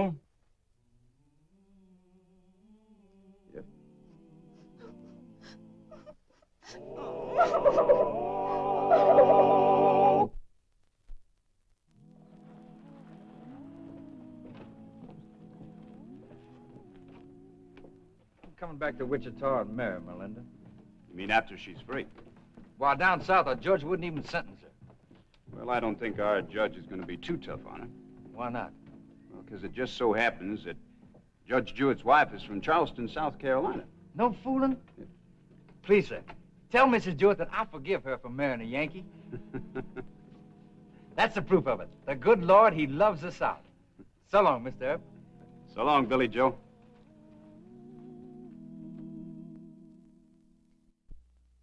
Well, he cleaned up the country, the old Wild West country. He made law and order prevail.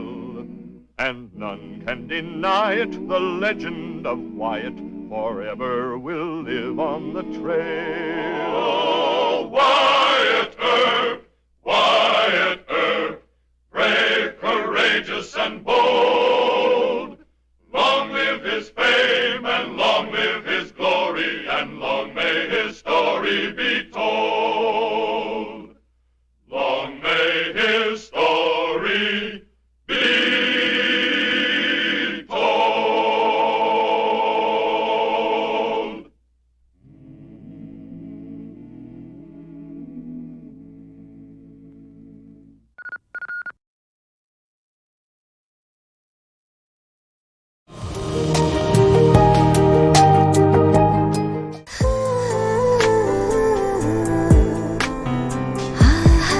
আপনি কিন্তু দেখতে যথেষ্ট সুন্দরী একজন মানুষ, দেখতে বেশ romantic, যেন শেক্সপিয়ারের নাটকের কোনো নায়িকার মতো। ভেবেছিলাম, কিন্তু আপনি তো পুরোটাই মর্মান্তিক। যে কোনো মানুষ আপনাকে দেখে মর্মাহত হতে পারে।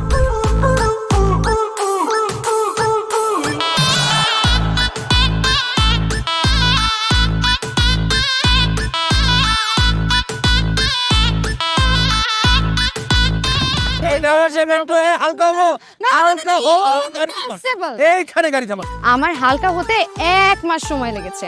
আপনার 1 মাস সময় লাগে? আমার হালকা হতে তো 1 মিনিট লাগে।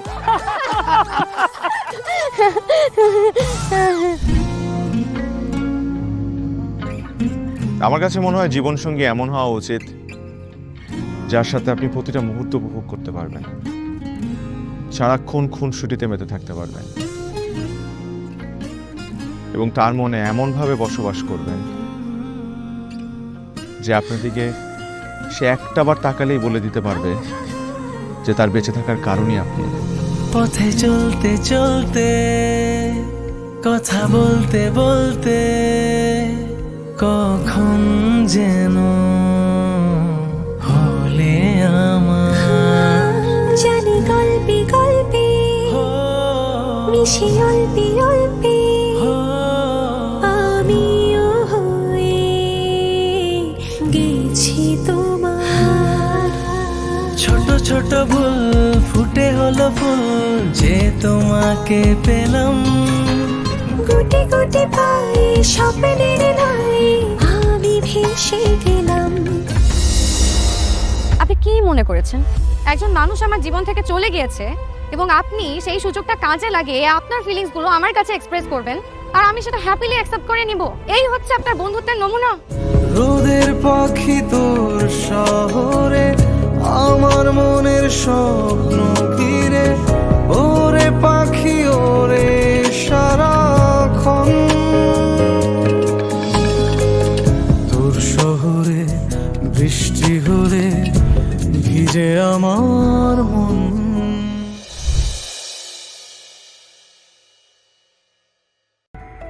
Đúng chưa?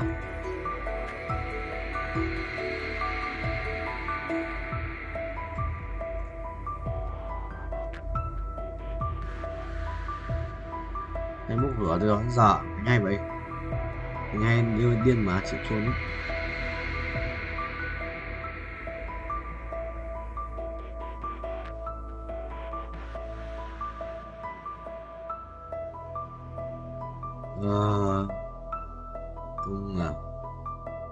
Cung à, cung xanh à, đáy máu, đáy máu, đáy máu, đáy máu, đáy máu. Đây đây. Không ra thì buồn lắm rồi, buồn lắm em ơi, biết trách ơi là đấu lên được rồi.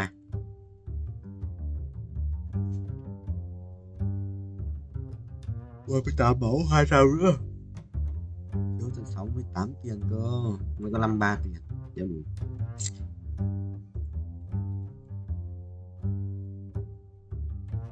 Vay nữa không thầy? Vay như hack rồi. Vay khác thì hack đâu. Mình vay app file được mà. Asma chi nhất Lava Dragon. Cái cục lava phế mà. Thầy khỏe hơn.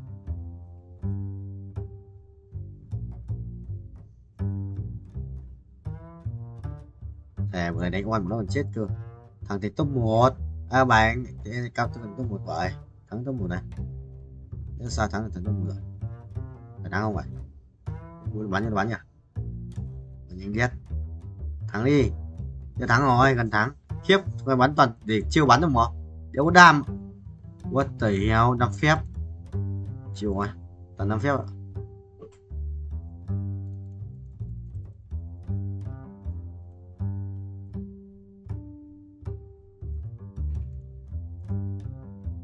Ra gì à? Ra sẽ khó đáp phủ làm mao đấy.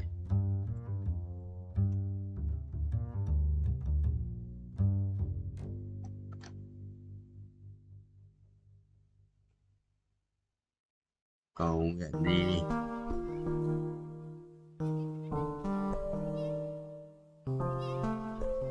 Thằng cũng không may nghỉ mà.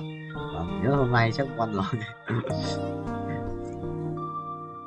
Là bạn cũng gọi thằng điên rồi, mày máu sống không vậy? Sống phải ra gì đi, kéo ra gì thua đấy. Mày đánh thằng rừng đâu? Đánh liệt sĩ vậy? Liệt sĩ của tao vậy? Hay rồi, hay. Xếp mấy nữa là hay. Đấy rồi, mày, nếu được rồi, không hay, không thua, không thắng. তোমাকে 15 লাখ টাকাই দিতে হবে। তুমি যদি দিতে না পারো তোমার বাবাকে কল দাও। তোমার যত জমি জিরাত বাড়িতে যা যা আছে এগুলো বেচা হইলেও তোমরা আমাদের টাকা পাই করে শোধ করবা।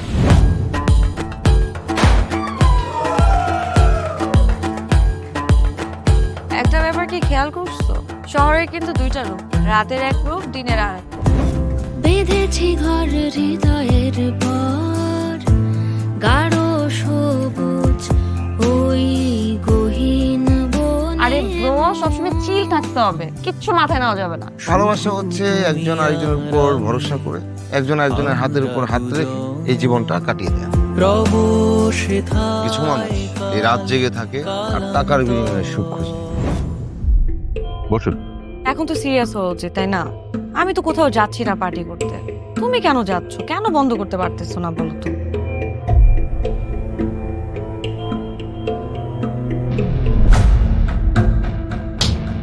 কার যে কোথায় সুখ সেটা তার প্রিয় মানুষটাও কখনো জানতে পারে না। পাশাপাশি তবু যাচ্ছি বিপরীতে,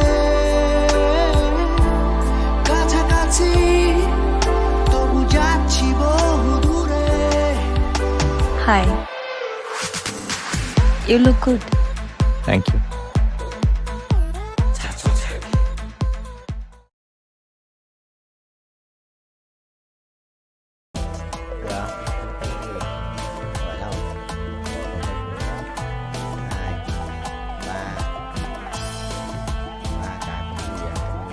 Diện mình bao nhiêu?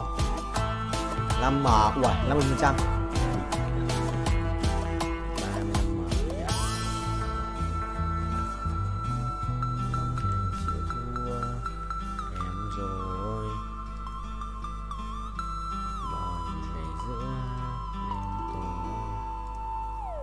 không? Ui, ra với bia này, độc dược à? Thôi cút, không quan trọng. Vụ nổ lớn, bịch. Sẽ sẵn bài tử thần mà. Để hiểu sẽ sẵn bài. Trên chạm đất, trải cái đường đâu mà chạm chứ. Là thế rồi. Đang xuống rồi, đang vòng xuống rồi, đang vòng xuống. Đang số thì binh chi linh không? 3, 2, 1. Perfect một lần này. Đấy, kiếm 15 lần perfect không? 100 lần perfect là ăn 6 triệu. Ơ. Nhờ, 7 triệu.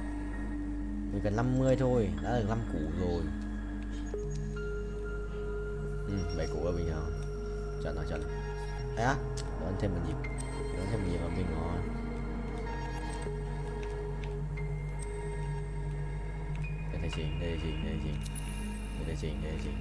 Đây chị. Ok, không được.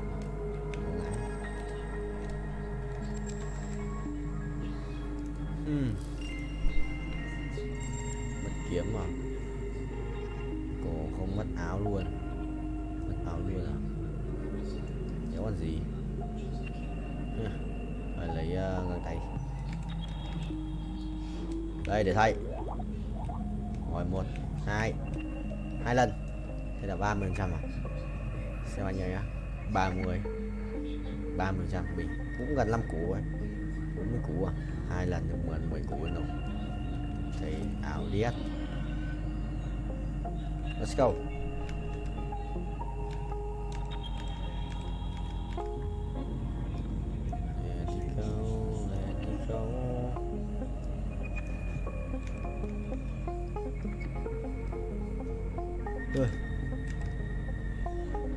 Một chiếc binh chi linh không vậy. Bánh 7 láp à? Vậy 456 triệu coin để rebirth tiếp à? Rất khó đấy. Anh cần 50 củ này. Phải chừng 40 củ tròn. Mình kiếm tiền từ điêu ấy. Một lần perfect này. Một lần perfect.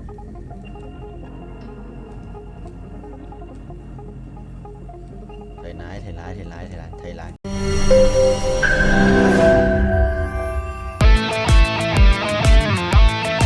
দরকার পড়লে একটা রিকশাওয়ালাকে বিয়ে করবো, তারপর তোকে বিয়ে করতে তুমি যদি মরো আমি তোমাকেই বিয়ে করবো।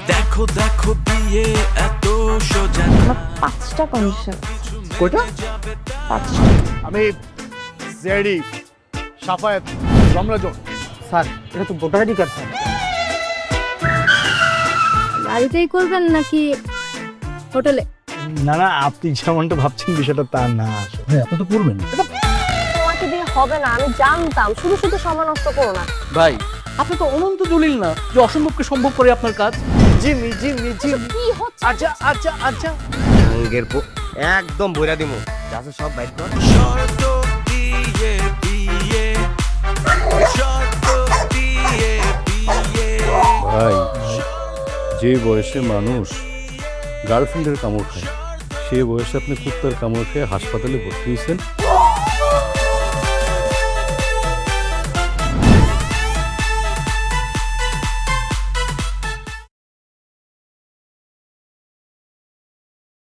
Con đau vậy? Tao sửa cả mày đi anh chơi lắm. Đừng nhặt nhầm đồ. Xong.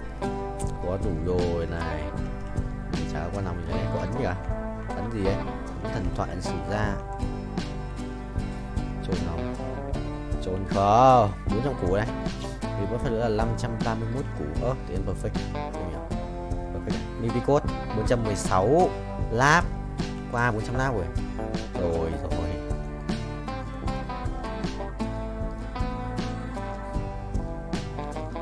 Pháp mà. Rồi xong này. Đi lao. Và này còn đồ đéo nữa.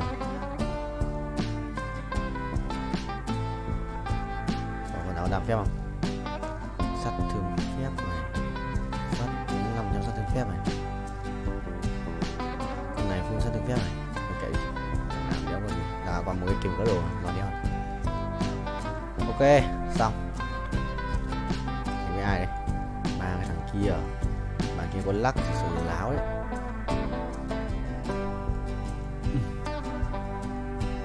Bạn kia có quả lắc dấu dấu ấy. 500 củ thiếu 30 triệu nữa, thiếu 26 triệu mốt nữa thì sẽ được là tiền từ triple phân nữa nên 6.6 thôi, 6.4 nhỉ, cái mất rồi, nhưng mà là tầm 6 chấm hơn. Yes, mày A2 nữa là xong, A2 nữa là xong game. Ui rê, hỏng ấy, hỏng đấy. Ui tí cút đánh bóng ạ, bóng thằng nào ấy, hộ cái đi, thằng bốc lửa, gì tí thua, chi mình cầm bóng nó tí cút.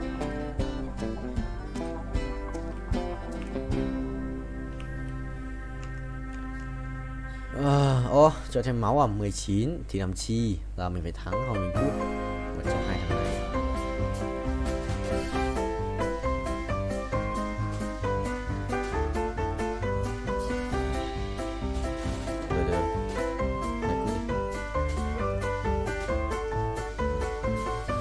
Được, vẫn đéo đủ. Kéo ra át này. Thằng này cầm 2 con át. Một thằng cầm 2 con át này. Thằng này không cầm át nào. Nó muốn lửa đeo giết nó rồi. Nó 5 máu rồi, bây giờ thì 15. Nó muốn chết mình chỉ chết.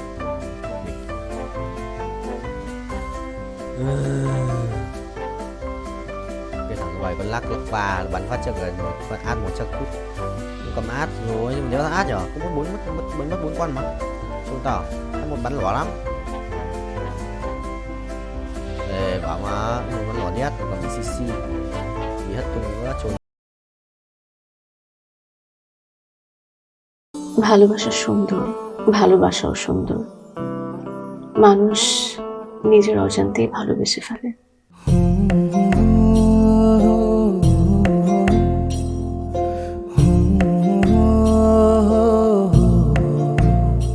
আমারও মনে হয় কি জানেন, আপনার মতো জানাশোনা কাউকে না আমার বিয়ে করা উচিত। এটা কি উপলক্ষে? ম্যাডাম ফুলটা গ্রহণ করুন, তারপরে বলতেছি। ভোটার আইডি কার্ডে যার স্বাক্ষরের জায়গায় টিপসই দেয় এখানে কেউ ডাক্তার। এই দুইজনের মধ্যে যে আগে ম্যাডামের মন জয় করতে পারবে ম্যাডাম তার।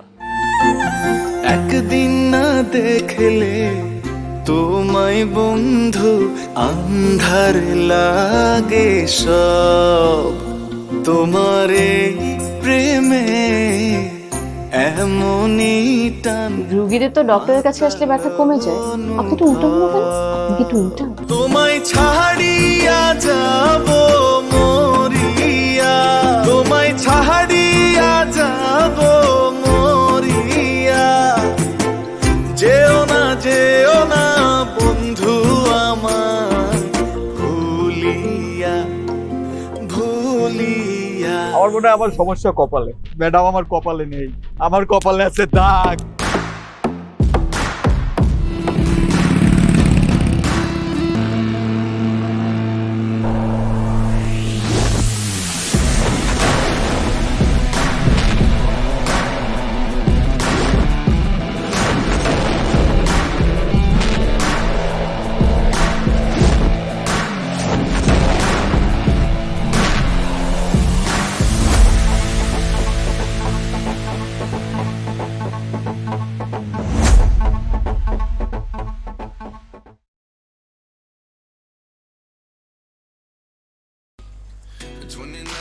Vai phun sợ cờ xin chi cài bay ô bay đều bay bay không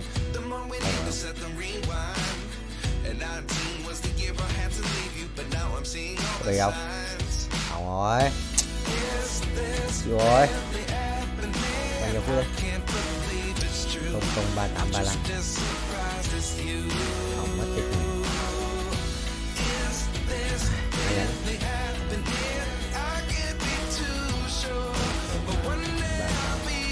Yes, núp vậy không biết không hiểu núp vậy con tàu. Ê, cái con này hỏi chấm mà mấy con bằng kia là hỏi chấm hết, không biết là bao nhiêu. Cụ muốn chỉ quay sai lần nữa đó mới được. Và thầy ơi đi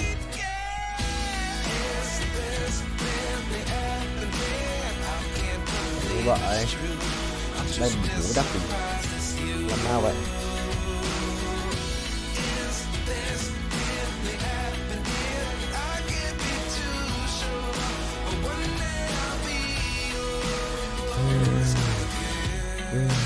Chôn tao, mày chôn tao.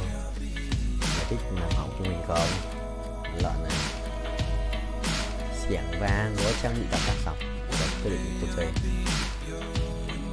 Tính Timor, đánh con bài Timor búp skin Timor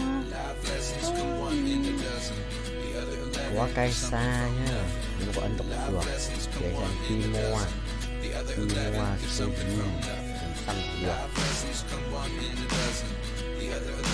xăm được. Ai à, ngon.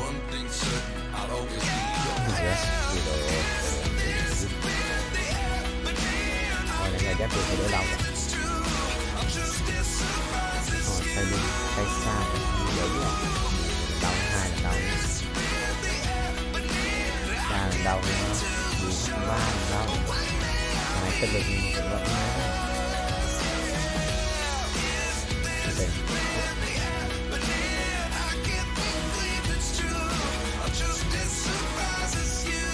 Nhiều. Toán chỉ cho thầy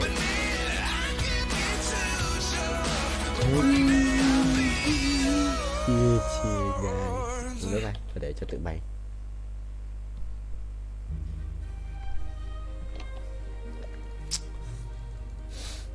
có muối nhỉ? What the hell? Chuồn ra hết. Có lẽ nào em vội quên đi, và có lẽ nào 500 củ ấy 614 củ à, thế mình kiếm 100 củ nữa sự là có nổi không? Ôi à, không rồi, anh đã ấn vội rồi. Có lẽ 62 triệu 62 triệu rồi, cũng một lần quay được gần 100 củ ấy. 100 củ không? Mình quay được 400 lap mà được. 400 lap về được 100 củ.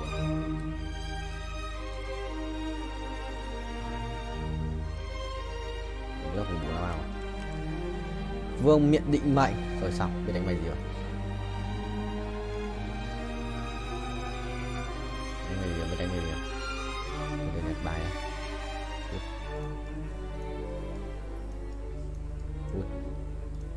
Có lẽ nào em vội quên đi, và có lẽ nào quên đi, có lẽ nào anh trong tâm trí em.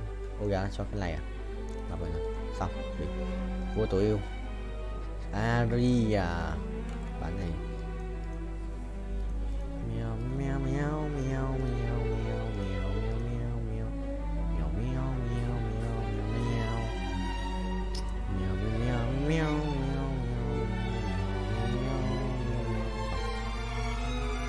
này mà phải đét không đẹp. 598 củ chưa đủ, chưa phải là tất cả. Mấy thằng ấy ra quát lipet ở cái map 2 này xử có đéo này trốn. Cái pet thì yếu như lợn. Anh khinh yes khinh beat ITCS big ai à Torres xì điều sao Torres xì ra Torres rồi xì gai xì cút xì ra Torres à chưa ok đằng nào cũng phải lắp cái danh Gasol big IC Basikia.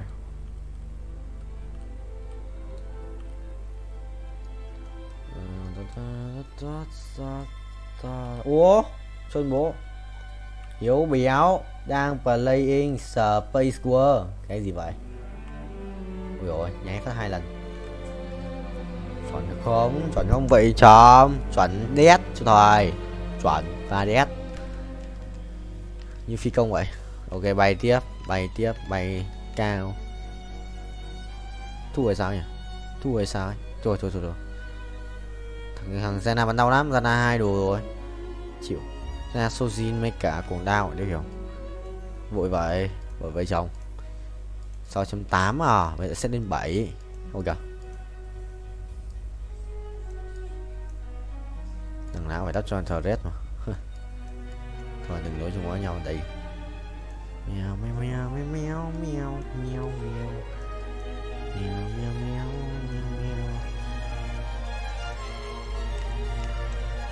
Mày trốn. 5 định mày nghe, lắp phần này vào xong. Mày định từ cái accept tiền nhé, thế thua cũng được không nào.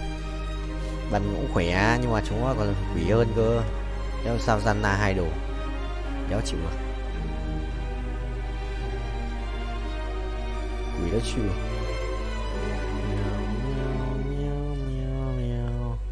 Sùng bài không vậy?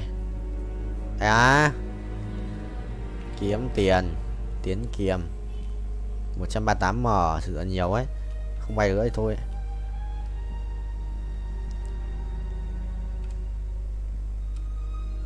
Máy đẹp đét 400 mà. 2 này. Có 03. Thử để mình nghĩ chợ hay sao? Chưa đến lượt 4 này. 117 à?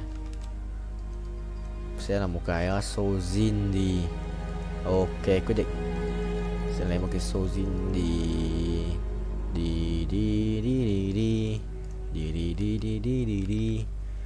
I'm go here. 707 triệu sẽ được lên 6.8.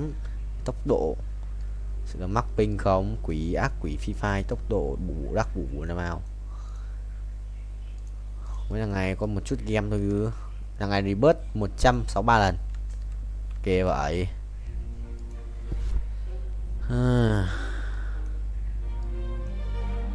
Sojin thì con này hợp lý hơn này. Nhanh này là con bên kia nhưng mà đợi đồ bình tĩnh. Vội vãi. Xe hấp đủ rồi hả? 46 à? Đấy nó chỉnh cờ nhót. 2 giờ 208. Gì 4 giờ đi học. Chuẩn không?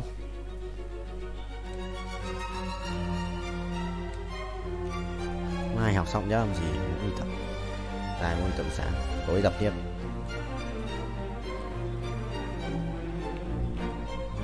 Trốn không?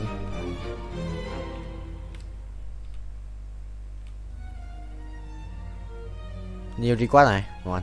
300, 440 mà 440 lap record. 50 lap 450, 450, 450, 450, 450, 451, 452. Được không? Dạ được, xít được. Zanna thực sự nhiều ấy. Bây giờ phải được 5 round thắng cơ thì mới được cộng 2 đồng.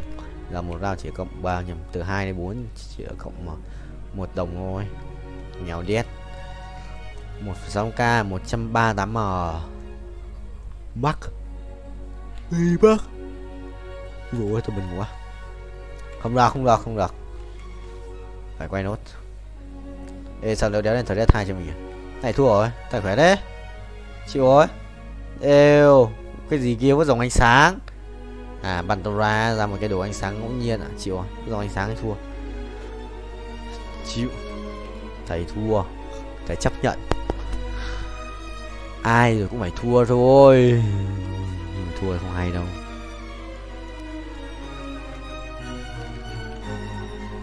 Ai rồi cũng phải thua rồi. Mày perfect. 300 linh mấy lap vậy. Em quay anh ác quỷ này. Cheers. Nổi không? Nổi không vậy thầy?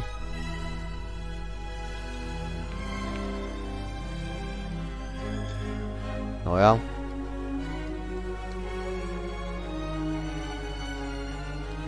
Ôi kìa, đâu được. Perfect rồi. Ôi hỏng rồi, hỏng rồi, hỏng. Một lần thôi. Rồi, hai. Anh sợ đấy nhé. Soraka cút. Cái đéo ở đây. Một cái giáp máu á. Cái đéo ở đây. Ôi đéo ở đây. Nhào đấy.